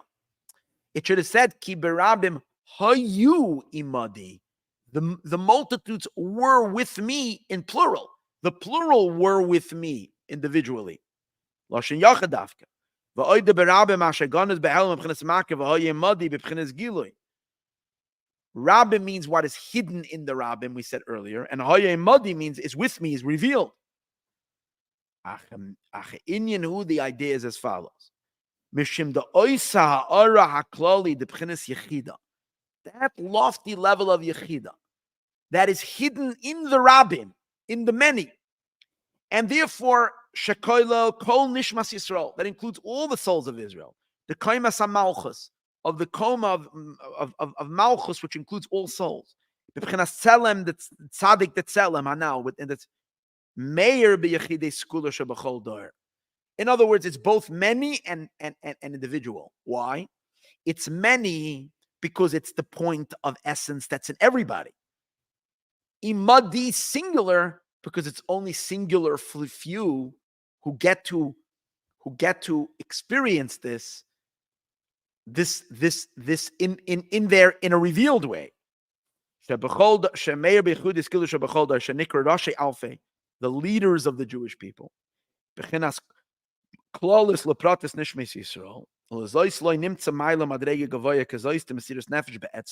That's why this level of complete Mesiras Nefesh, we don't on an essential level like this, we don't find it by regular people. It's only very few selected tzaddikim that are on this level. Hanal rak be'einei ha'eda, only in the eyes of the assembly. Those that God has chosen them to be the leaders of the generation. Kasara haruge malucha, like the 10 martyrs. Hanal. Shehem klalim shel kol prati samach reish deyos. Because these were not individual souls. They were meant to be all-embracing, all-inclusive souls. They included the 600,000 different types of souls. It says when you see 600,000 people, you make a special blessing. Because you notice that there are, 600,000 different types of, 600,000 opinions. And that God can kind of be the God of so many different types of opinions. Different outlooks, different manners of connection. So 600,000 represents the ultimate number of variation. So it's when you make a special bracha that God. But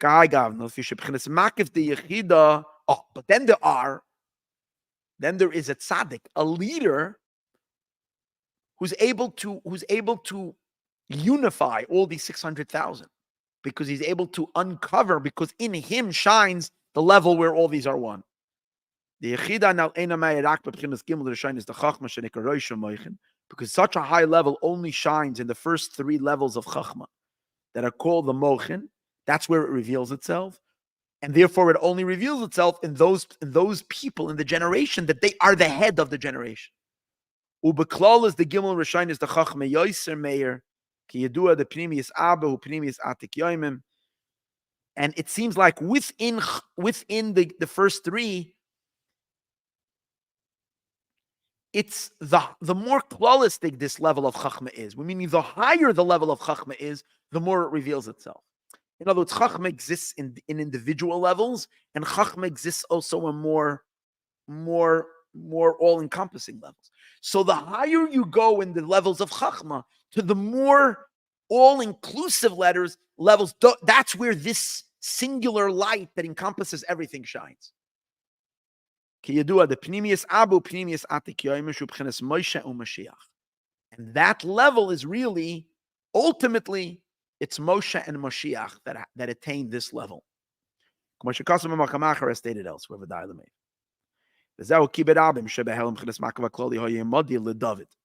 So David is saying that level of Rabbim, King David is the one speaking, who says that this is such a lofty, abstract level, is revealed inside of me. Because King David is also the leader of the generation in his generation. He was the Moses of his generation. He was the leader of the Jewish people, Begilu in a revealed way. Like Moshe says, I am amongst them. So similar to Moshe, King David and his generation.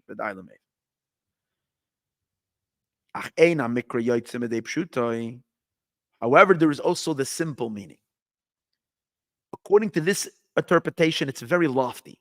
Rabbim means the essence of the souls that is equal by everybody, that's in the multitudes, was with me. It's very abstract. It was very hard to explain what we just learned. It's a little abstract, it's a little distant from us.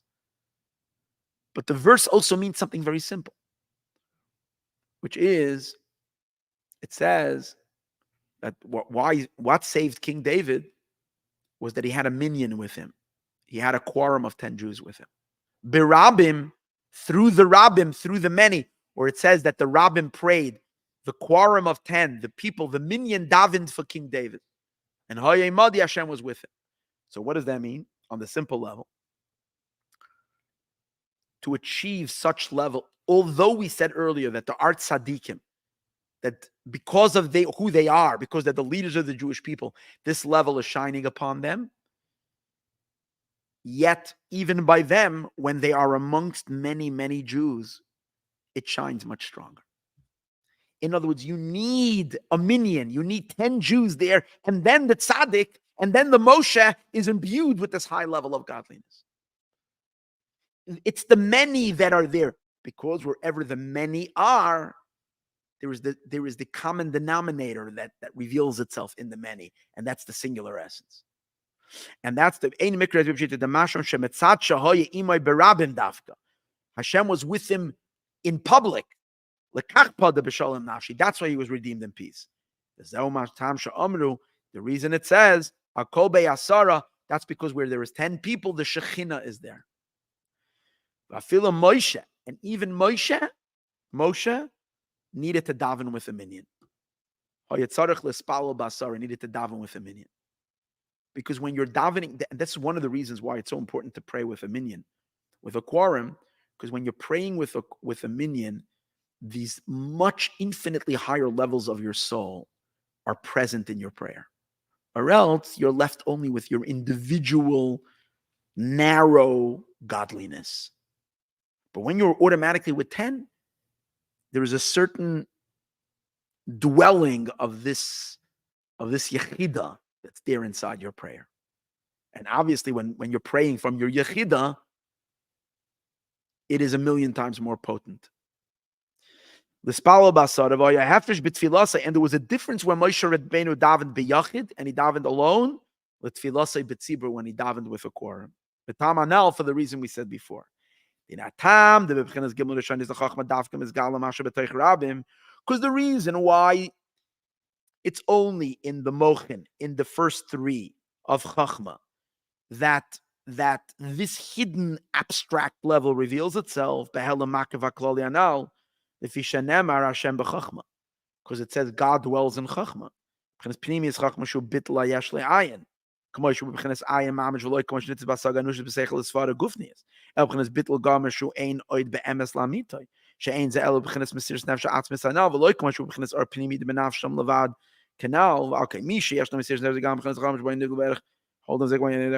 second. Close edition.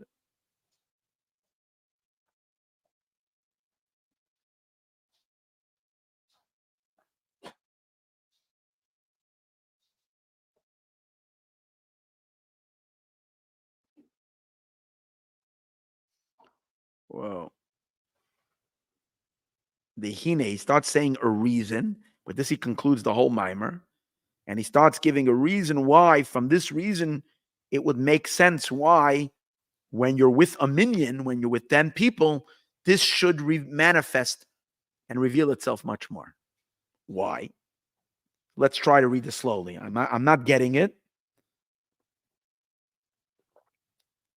Let's try to do this slowly, and then let's see if it will make sense.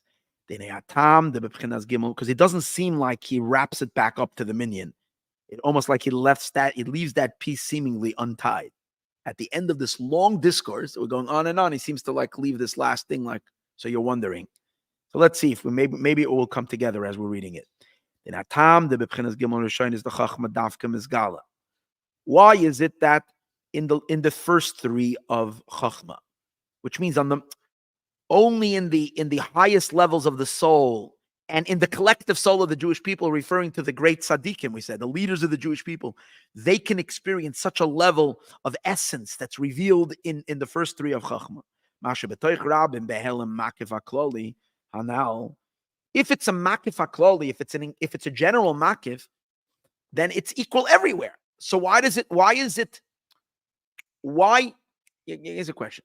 If this is a level of divinity, of God's essence, that no one is closer to it, so then why is it revealing itself in the tzaddik over everybody? It's just as far from anybody.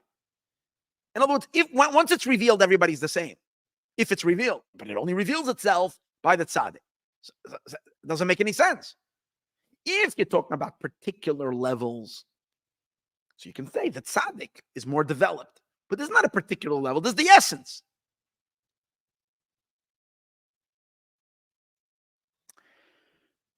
So the answer, let's see, Lefi shenemar, and the answer is because it says in the pasuk Hashem b'chachma, that Havaya, which is Yud Kei Vav Kei, the only vessel that can facilitate and receive his truth is Chachma.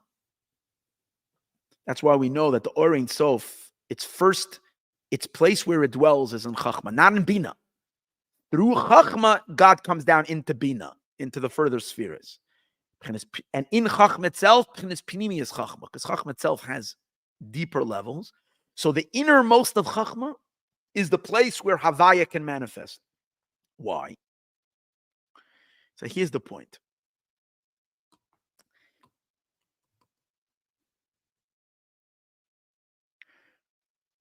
For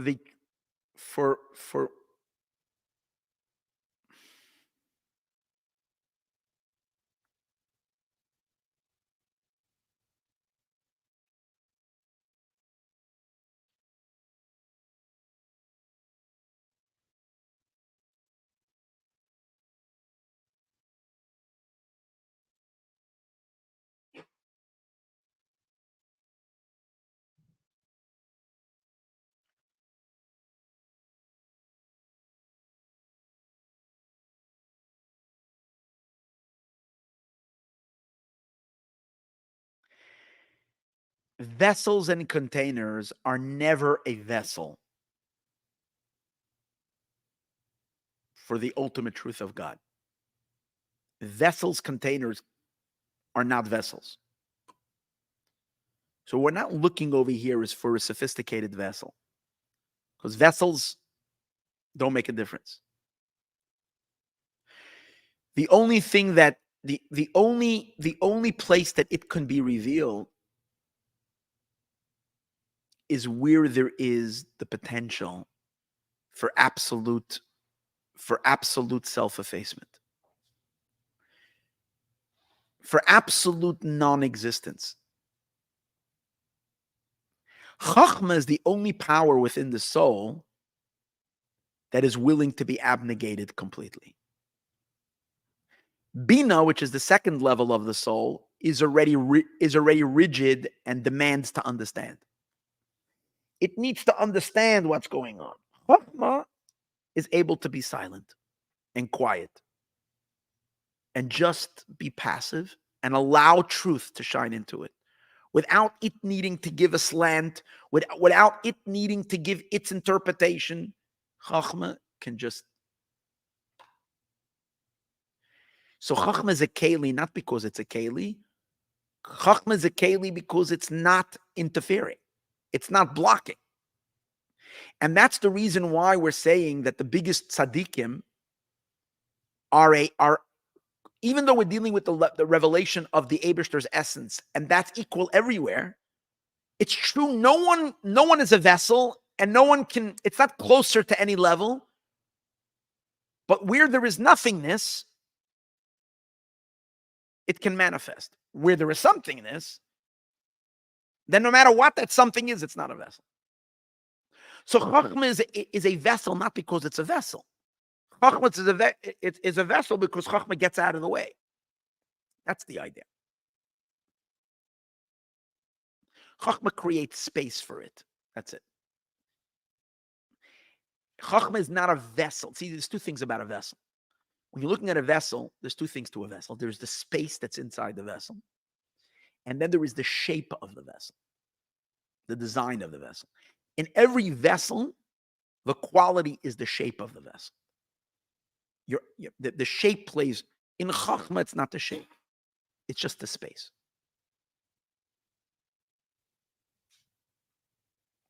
Now, the shape, no one is a vessel for this. But where there is no assertion of self, it can be. So how is this going to explain how where there is 10 Jews together, where there is a minyan, it can manifest? We'll see in a moment. Because I think maybe just because people are coming together and they're sharing one space, there is a certain bittul. When you are alone and when you're sitting in your own space, then it's your way. It's the way I see it, the way I understand. I'm connecting to God through my prism. Once you're walking into a minyan, you already melted yourself into the quorum. You dissolved yourself. So you've activated Chachma. A minyan happens in the space of Chachma. That's what allows for a minyan, for 10 people to share the same space, is to become abnegated and non-existent. And that's why it can reveal itself there. So I think that's where he's going with this. So let's read inside. So again, where the something is nullified, the quality of Chachma and Pnimius HaChachma is that its level of nullification is ayin mamish. It's literally nothing. Not a bittul, not a nullification that comes through some kind of a human grasping. B'seichel v'svara gufnius, where you have already a slant and understanding why you're nothing, or how it works, or so on, or something like that. Elo b'pchinas bittul gomer, complete silence. Through ein oid be'emes la'mitoi, allowing the emes to shine in that place as it is in its full truth. This is this complete disintegration of self. Not like an internal light, because an internal light already is measured according to the vessel. It's already filling your mind, how you understand it, how you feel about it. Even if what you're feeling, it's engendering a holy feeling and an excitement and a holy understanding, but it still there is already a self over here. Levat kanal. Someone who has this Mesiras Nefesh, gam bepchina chachma shaboy hu nuvdal be'erech. So then his chachma is separated from everybody else. And these are like the eyes of the community. In other words, people whose chachma is very sharp, people whose quality of bittul is extreme. Now,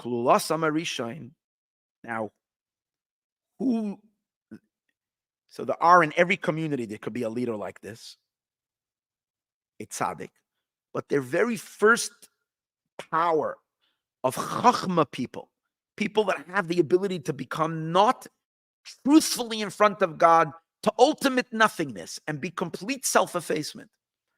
There are 36 hidden tzaddikim in every generation. There are 36 of these tzaddikim. These 36 tzaddikim, they see the Shekhinah every day. What is the word chazi they see? Means they have the experience of the innermost of Chachma, which means they have complete bittul, and God can reveal himself to them as he is. As it's going to be in the future. V'tam mispar lamed vav, and why 36? Because we said before, the concept over here is the concept of the Or Kloli, of this encompassing light that's equal by everybody, is that you first have 600,000 souls, which each one has an opinion of their own, each one has a mindset of their own, and then there is the singular essence that is the essence of all of them. So what's the number we speak about? 600,000. Why 600,000? Because there are 6 directions. His chalkos, division, what makes some people be this type of people and some people be that type of people, some people more loving, some people more disciplining, some people more compassionate, some people more fighting for things, victory, some people more submissive. It's because there are 6 emotions. So the 6 emotions engender 100,000 souls in each direction. Together, it's 600,000 souls. And that's the 600,000 of every type of soul. So if the number is 600,000, when you break them down to root souls, the root number is really 6. Now, since each of them have all the others included in them, since it's in holiness, it's not, so it's 6 times 6. So that's 36. So the 36 are really the general power of the 600,000 souls. Then Dalad Moichin Chachma Bina v'Chesed Gevura Shenachlakim L'Lamed Beis Chadarim. So these are the 4 Moichin. And how do you get? He gives it another meaning to 36. You have Chachma and Bina, which is 2. Chesed and Gevura, which is another 2. And then there are 32 chambers. What this means exactly, that from the 4 Moichin, which is Chachma, Bina, and Chesed and Gevura, then later emanate into 32. I'm not exactly sure what this is. Lamed Beis Chadarim. Together you end up with 36. I have to look up the source. So these tzaddikim are the 36 root tzaddikim that are in this state of bittul. That's why it could manifest in them. But that's why we also understand, as we said earlier, that the more you include yourself into a public, the closer this is to manifesting. That's why even the big tzaddikim are enhanced by a minion. That's what we're saying, by a quorum. All flesh will see. They get to see now, these 36 tzaddikim. When Mashiach will come, we will all have that bittul. And this, when you have this deep level of bittul, this level of truth can reveal itself inside the soul. This is the inner, this is not just wisdom. This is the inner point of wisdom. This is the real nothingness, as it is. Not the way we interpret nothing, but the way it really is. Canal. And